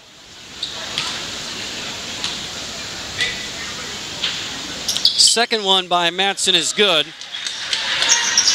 67-55. Dons have it to our right now. Taylor up the far sideline to our right. And hand goes for the ball. They call it a jump ball. Possession Warriors with 55 seconds to play. Warriors down by 12. Not going away quietly. But yeah, how about Owen Withey coming back on Loyal to beat the Greyhounds in that ball game tonight. Warriors have it to our left, hand down low, no good. Rebound grab by Mulliver. Up ahead for Hansen on the layup on the other end. He missed it. Matson got back to block the shot, or at least try to block the shot, and he committed the foul. Personal foul is on number 34. And so Hansen will be at the line for the Dons. And that's number 5 on Logan Matson. His night is done.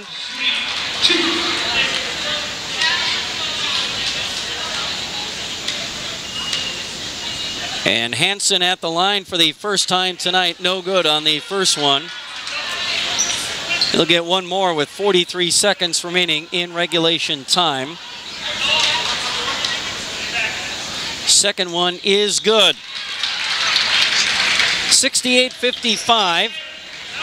Warriors have the ball to our left. Alex King up the middle of the floor. King hands it off to Hand down low. Hunter in for 2. 68-57. 11-point Dons lead with 31 seconds left. And now a Neillsville timeout with 31 seconds remaining. And we'll take it with them. And more basketball from Marshfield Columbus in just a moment. V&H Automotive Service Department, located just north of Marshfield on Highway 97. At V&H Automotive of Marshfield, our highly qualified technicians are here to provide exceptional service in a timely manner. From oil changes to transmission replacements, we are dedicated to maintaining top-tier customer service for both new and pre-owned car buyers. Allow our staff to demonstrate our commitment to excellence. V&H Service, located just north of Marshfield on Highway 97. Neillsville Dairy, family owned and operated, bringing you fresh cheese curds made daily, along with many other varieties of Wisconsin-made cheeses and treats. Don't forget to check out our cheese and sausage trays for your upcoming parties and cheese and sausage gift packages for the holiday season or any other special occasion. Neillsville Dairy, located just southwest of Marshfield on U.S. Highway 10, NeillsvilleDairy.com. Loyal, Branson, Neillsville, Spencer, and Marshfield. We finance Wisconsin's agriculture. All right, so following the timeout, Dons have the ball, leading by 11, 30 seconds remaining. Dons getting it to front court right, heavy backcourt, and ball pressure by the Warriors. Trying to get the steal. The Dons just trying to run the clock out here. Mulliver down low for Hansen. Layup good. Noah. Kind of a reverse layup there. Got deep under the basket but put it in. King now back to the front court for the Warriors. Lost the ball out of bounds. Knocked away by a Columbus defender. The Warriors will inbound baseline with 6 seconds remaining. And that will be the ball game. Henshin will throw it in for Diesler. Picked off by Nystrom. Then a steal attempt by Diesler, and he'll commit the foul with 4.2 seconds left. And that will mean foul shots for Columbus. Peyton Nystrom at the line.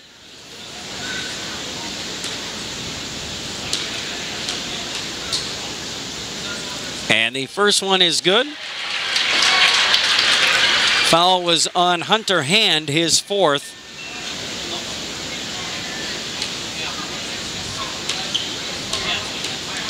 And the second foul shot by Nystrom, that one is good. 2 points for Peyton. Warriors inbounding. King up the floor to our left. He'll launch a three at the buzzer, and he'll knock it down. Alex King with a three as time expires to make it a 12-point Columbus win here tonight over the Warriors, but it wasn't easy. Warriors mounted a valiant comeback attempt in the second half after going down by 20 at the halftime break, but the Dons survive this one and win by 12. So big win. Columbus kind of making a statement in the Clover Belt now, beating the Warriors. Maybe they're, I don't know, toughest matchup to date aside from Marathon is what we said, I think, before the game. I think their toughest conference game, that's for sure, yeah. Right now with Neillsville. And again, Neillsville, give them credit. I mean, they didn't play the best game, but I tell you, they really scrapped in the second half and put a little scare into Columbus. Got it down to 8 points at one point, but just couldn't get over the hump when they got it down to 8. Columbus did a good enough job of knocking enough free throws down and were able to really move the ball against the Neillsville pressure there toward the end of the game and get a lot of layups and able to preserve this win. Columbus wins it 72-60, 12-point win over the Neillsville Warriors here tonight. Stay with us. More of our post-game report from Columbus after this. Blast through the snow and start strong every time during Jeep Days and the Start Something New sales event at Brickner Motors on Little Chicago's All right, 90 seconds here, 90. You can take advantage of the Jeep Owner Loyalty Incentive. Take an extra $1,000 off all 2018 Jeep models. Cherokees. For almost 50 years, Abbey Bank has been providing financial services to local families and businesses. What makes us different? Our partnership with the communities we serve, helping families grow, helping business grow, and celebrating important moments. With new programs and facilities, support for our youth, and help for those most in need. Abbey Bank invests in its communities and gives back locally. With locations in Abbotsford, Appleton, Medford, Wausau, and Weston, we make banking about you. Equal housing lender, member FDIC.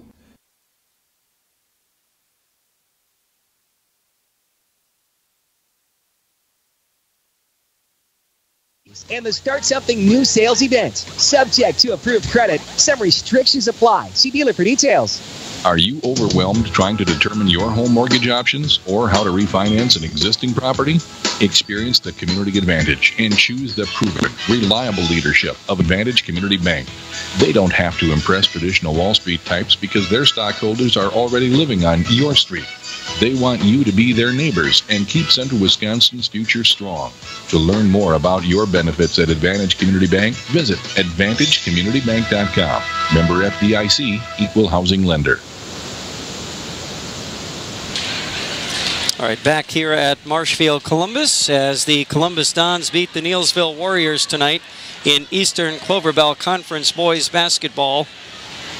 72-60, our final score here tonight.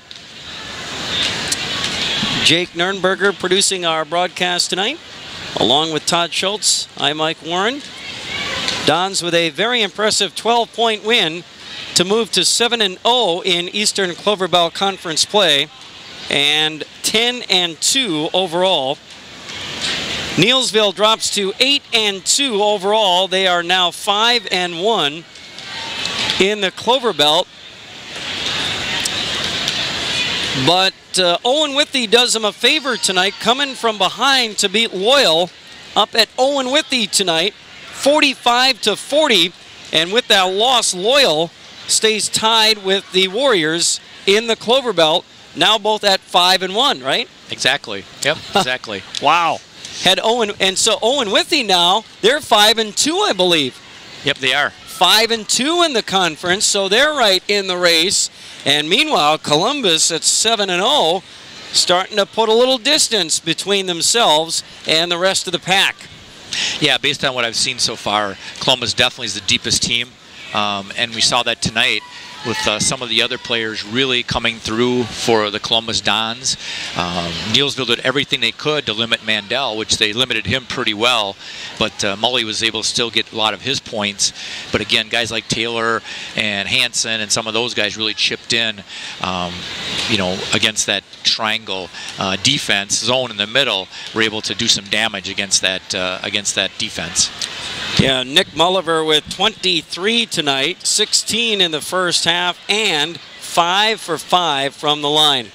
Yeah, it's nice when he's knocking those free throws down, and you know, some of his shots came off of second shots because the initial defense was good on him, but then Columbus was able to get the rebound off of a miss, and then Mully was open. They found him. He knocked a 3 down, I know, on one occasion off of that, and he got a couple other layups when they found him on cuts, where his man lost him after the initial shot. So the guy that was guarding Mulliver did not do a very good job of boxing him out when the shot went up, and Mully took advantage of it and was able to get those easy looks off those second shots. Certainly did, and also in double figures tonight, Noah Taylor with 11, including 5 for 6 from the line, and Taylor with a very nice game. All of his points in the second half from the foul line, knocked down 3 field goals in the first half. Yeah, he did a good job of kind of taking over the point guard role, as Mully couldn't really get the ball as easily as he wanted to against that defense, and Taylor kind of took charge in most instances and was able to be kind of that primary ball handler that Columbus needed throughout the game. And then 10 points apiece for Bryce Furlinger and Ethan Meese, both with very nice games tonight as well. Yeah, and they kind of fed off of some of the other players, especially Furlinger. He had a couple of nice dishes from a couple of his teammates. And again, Ethan Meese knocked those 2 threes down, which was the primary amount of his points. Yeah, and Bryce tonight, 2 for 2 from the foul line. And then 9 for Noah Hansen, all in the second half. Hansen kind of came alive in that second half. Yeah, he did. His teammates were finding him again on cuts inside, and he was actually looking to score. A lot of times he doesn't. He's not as aggressive as sometimes you'd like him to be with his 6'3", 6'4" frame. But again, a couple of possessions there in a row, especially late in the game, he was able to score and looked real good doing it. And then 7 for Jared Mandel, not his normal game, I guess, right? No, the triangle and 2 did shut him down quite a bit, and the shots he took were pretty much forced shots. He was trying to score, but they were tougher looks, and he wasn't able to get his average. All right, so Peyton Nystrom with 2 points as well, 2 of 2 from the line late in the ball game. Evan Dieringer and Nick Hutchison did not score for Columbus. Neillsville led by Logan Matson with 13 before he fouled out. Matson, though, really struggled at the line tonight, and 5 of 11 from the foul line. So he left some points out there, but still with 13, and that's 11 in the second half. He only had 2 points at the halftime break. Yeah, he was definitely being very physical down there, especially when hands on him. He was just backing him down. He's not very tall, but he was backing him down in the rim and drawing fouls on some of the Columbus players to get to the line, to get those 11 free throws, and also was able to finish a few of those to help his cause. He's a strong player. If he would just be a little bit taller, that would really help him, because he's more of a post player, and he'd love to play post. And then 11 for Alex King, all in the second half. Yeah, again, he's a wild card. That kid's going to have a good career. He's only a sophomore, and he'll make a great play in one situation. The next situation, you're like, what are you doing? He's just going to have to make better decisions. That's what he's going to have to work on, is when to kick, when to drive, when not to charge. He's got some ability. He's just going to have to improve his decision making in order to become a real quality player in this conference. And then 10 points apiece for Hunter Hand and Monty Diesler. Hand 4 of 8 from the foul line. Diesler knocked down a pair of threes in the ball game, but 10 points apiece for those two guys. Yeah, Diesler's a nice shooter. You can see he's got a good shot, and that's where King can get him open. He can draw defenders, kick to him like he did on one occasion, and he knocked it down. And as far as hand goes, he's a physical player. He's just going to bang the rim, bang the rim, bang the rim. He's not really a perimeter player. He's going to try to get to the rim and just get his garbage, and that's what he did tonight. And then 9 for Noah Henshin, knocked down 3 threes in the ball game, and boy, when he's open, he's got a dangerous shot.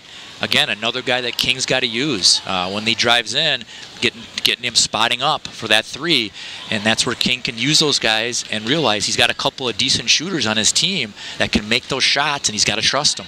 All right, and then 7 for Braden Trunkle, all early in the ball game, and then he got in foul trouble and just kind of lost his focus on the offensive end, right? Yeah, he sat so much in the game that it was very difficult for him to get any kind of rhythm after the initial 7 points that he got. Yeah, absolutely. So that rounds out the Neillsville scoring in this one here tonight, and the Columbus Dons win this one by a final score of 72-60.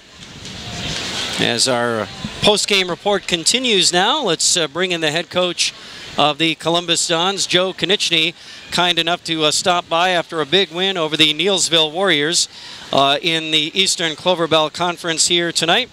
Here you go, Joe. We'll give you that. Nice win for you guys here tonight. I thought it was a nice win. Neillsville came in with a pretty nice winning streak. They have some really nice athletes on their team. Adam King is a really nice-looking sophomore. The Trunkle boy, as a freshman, is really talented. And then they got some guys that just play hard. I mean, the Matson family. I mean, all the credit in the world to them, as hard as those guys play and work. So we knew coming in it was going to be a tough game. I thought in the beginning we handled that triangle 2 really well. Got some good layups off it for other guys. Nick got to the basket and finished, and got some loose balls and some easy points that way. And in the second half, I thought we kind of stopped attacking it. We didn't shoot the gap like we were supposed to. Taylor, Furlinger, Hansen, some of those guys not being face guarded didn't attack like they did the first half, and something we can learn from. Todd, what do you have for the coach after this one tonight? Well, how did you attempt to attack the triangle in 2? Did you expect it? What did you think when it came out and you saw it right away? We knew it was a possibility because we've seen it a lot lately. If we space our regular man offense, it's been pretty effective against it. They're not going to help off Mandel and Mulliver, so those other guys are getting really good gaps. And then we try to screen for them and use them to screen each other. When Mandel screens for Mulliver, they're not going to help. So when he seals and Nick comes off shoulder to shoulder, one of them is going to be wide open. We got a couple threes off of that, off some quick hitters. Nick knocked one down big in the first half. And we also just want to screen. Anytime we pass away from them, go give them a screen. And I thought in the second half we got away from screening Nick especially. When you got a guy like that on your team, you can't forget about him just because he's being face guarded. And now when the other guys don't make some layups, let's get him a touch on the next 2 or 3 possessions. We talked about that in a timeout, and it was a little bit better, but got to do a better job of fighting it. You know, he had 23, and I think Mandel had double figures too against the triangle and 2, but we could have been better against it yet. Yeah, I thought Taylor was real key in the first half. He did a nice job of attacking it, finding teammates. The teammates were a little hesitant when they caught the ball, but he did a good job of really handling it. Not so much in the second half, like you said, but maybe comment on his effort in the first half anyway. I thought he had a great first half. In the second half, I thought he just was stopping a little bit too short. You know, get to the block and jump stop and finish, or find a teammate for a layup. Don't jump stop and pick it up 7, 8 feet away. He looked like he was a little bit unsure of himself in the second half. Part of that, you got to lead. And maybe you don't want to take a shot, but just keep playing. And I thought up until about 1.5 minutes to 2, we didn't want to stall. We were trying to get a good look within our offense, and guys looked a little bit hesitant. And we also missed some layups. I think Taylor missed one. Ethan missed one. A couple guys missed a layup that maybe would have given us a little bit larger cushion, so we can learn from that as well. Talk about your rebounding tonight, because early on, the triangle and 2 was doing a pretty good job of stopping you, but then you were getting big second shots and really getting some points off of that and finding Mulliver on some of those. So your rebounding effort, I thought, you know, today Furlinger had 13 rebounds. You know, he was in there, and the rest of the guys contributed as well. You out-rebound them 30 to 25, so that's a good effort. You know, I agree. I think most of that advantage was in the first half. I think we held them to 1 shot, all but 1 possession. In the second half, it was a little bit better. And you know, when you're playing a zone, it's tougher to know who to put a body on. And I think those 3 guys in their triangle had a hard time realizing who they were supposed to box out. And when you got guys like Bryce and Ethan and Noah Hansen that do a pretty good job of attacking the glass, we got some offensive chances for our team. Yeah, that certainly helps when you get those second shots, and I think that really got that lead going after in the first half when you got that lead. As far as the turnovers go, both teams at 21, so a little bit sloppy on both sides. Got a little frenetic for a while, but able to really find some good looks at the end. It was. You know, they made a run, and they're a good team. They're going to make a run. But I thought when it got down to 10 or 12 there, we had 2 or 3 possessions where we were able to get a nice drop to the block for a layup when we really needed it. And then we made some free throws. We didn't miss too many, but getting the right guys to the line too is key. You know, we want to get Mulliver a touch, and again, when they're trying to foul, let's get him a screen and get him the ball. But all in all, we survived, and we can learn from some things. Exactly. You know, the nice thing was your team is so unselfish. Every time I watch, you can see it, and at the end of the game was real nice when they found those cutters in there for those layups, which won the game at the end ultimately. Yeah, I agree, and those guys realize that I need to be a target too. You know, when my teammates getting trapped or pressured, we can't just stand. And Bryce, Noah Taylor, Noah Hansen, Mandel finished one, cutting to the basket. Did a really nice job moving without the ball. Yeah, I agree. 16 for 19 from the line. Yeah, that's pretty good. I will take that. We do spend a lot of time on it in practice. We understand that it's a different situation when you're up 10 or 12 and 6 minutes left against a good team. But definitely something that we can be proud of there. And you get a little help now from Owen Withey, who knocks off Loyal. Oh. And so both Neillsville and Loyal, with their first losses now in the conference, you guys go to 7-0. They're back to 5-1. You get a little separation now. Well, it's only one game, and I know that sounds like coach speak, but we have 9 left and have to play Loyal twice. Neillsville on the road is going to be a battle.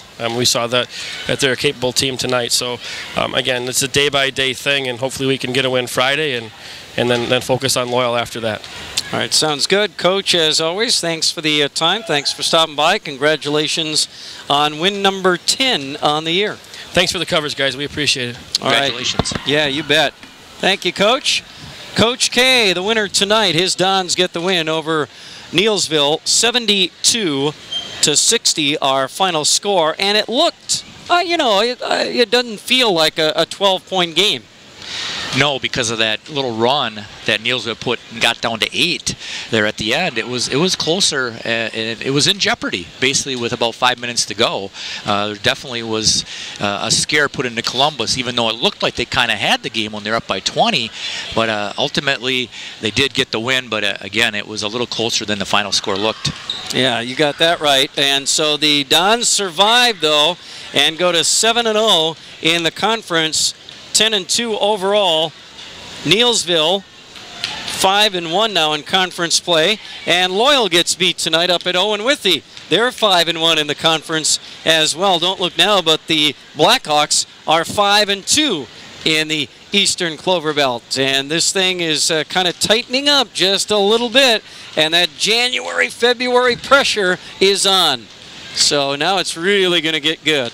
Yeah, and I think it's going to be a 4-team race. I mean, we've seen enough of these teams that it just appears that these 4 teams are going to battle it out going down the stretch. And not sure who's really better at this point. I'd maybe give Neillsville the nod as a number 2 team, and I don't know between Loyal and Owen Withey. But again, these teams are pretty close, so anybody can beat anybody. In these 4 anyway. You got that right. So yeah, and they all play each other yet. And it's in some cases twice. Columbus hasn't played Loyal yet. Right, yeah, they got snowed out that night, so they got to get that one made up, and along with the second one, they got to play them.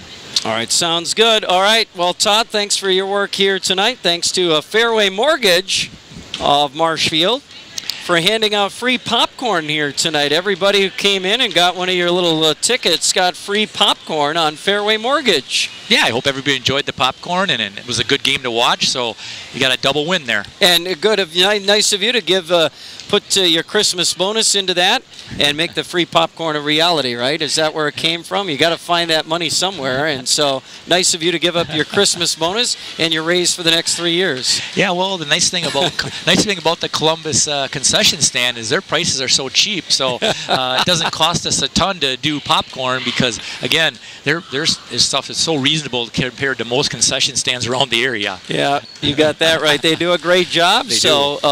They even had cheese curds tonight. I saw that. For the first time, they had cheese curds. And I'm thinking, when did they, up the ante on the cheese curds? Yep. I mean, cheese isn't cheap. Deep fried cheese curds. They had awesome. And we had a couple, and they were awesome. Oh, my gosh. Well, I didn't see you handing out free cheese curds tonight. Maybe that'll be the next thing, huh? Maybe next time we'll do cheese curds. Well, I'll definitely get in that line then. Boy, I tell you what, if you're giving out free deep fried cheese curds, I'm not going to miss out on that deal. But Fairway Mortgage, great partner, not only in our broadcast, but here at Columbus as well. All right. And so with that, I'm sure we'll see you at a gym near you sometime soon. How does that sound? Got it. I'm looking forward to seeing these 4 teams play because I know these games are going to be close and going to be really fun to watch. Yeah, absolutely. All right. That's our broadcast for tonight from Columbus High School in Marshfield. Our thanks to Jake Nernberger, our producer and studio engineer tonight. For Todd Schultz, I'm Mike Warren. That's it. You've been listening to Eastern Cloverbell Conference Boys Basketball on Sports Radio 92.3 FM, WOSQ, Spencer, Marshfield, and online at WOSQFM.com. And once again, our final score tonight, Marshfield Columbus 72, Neillsville 60.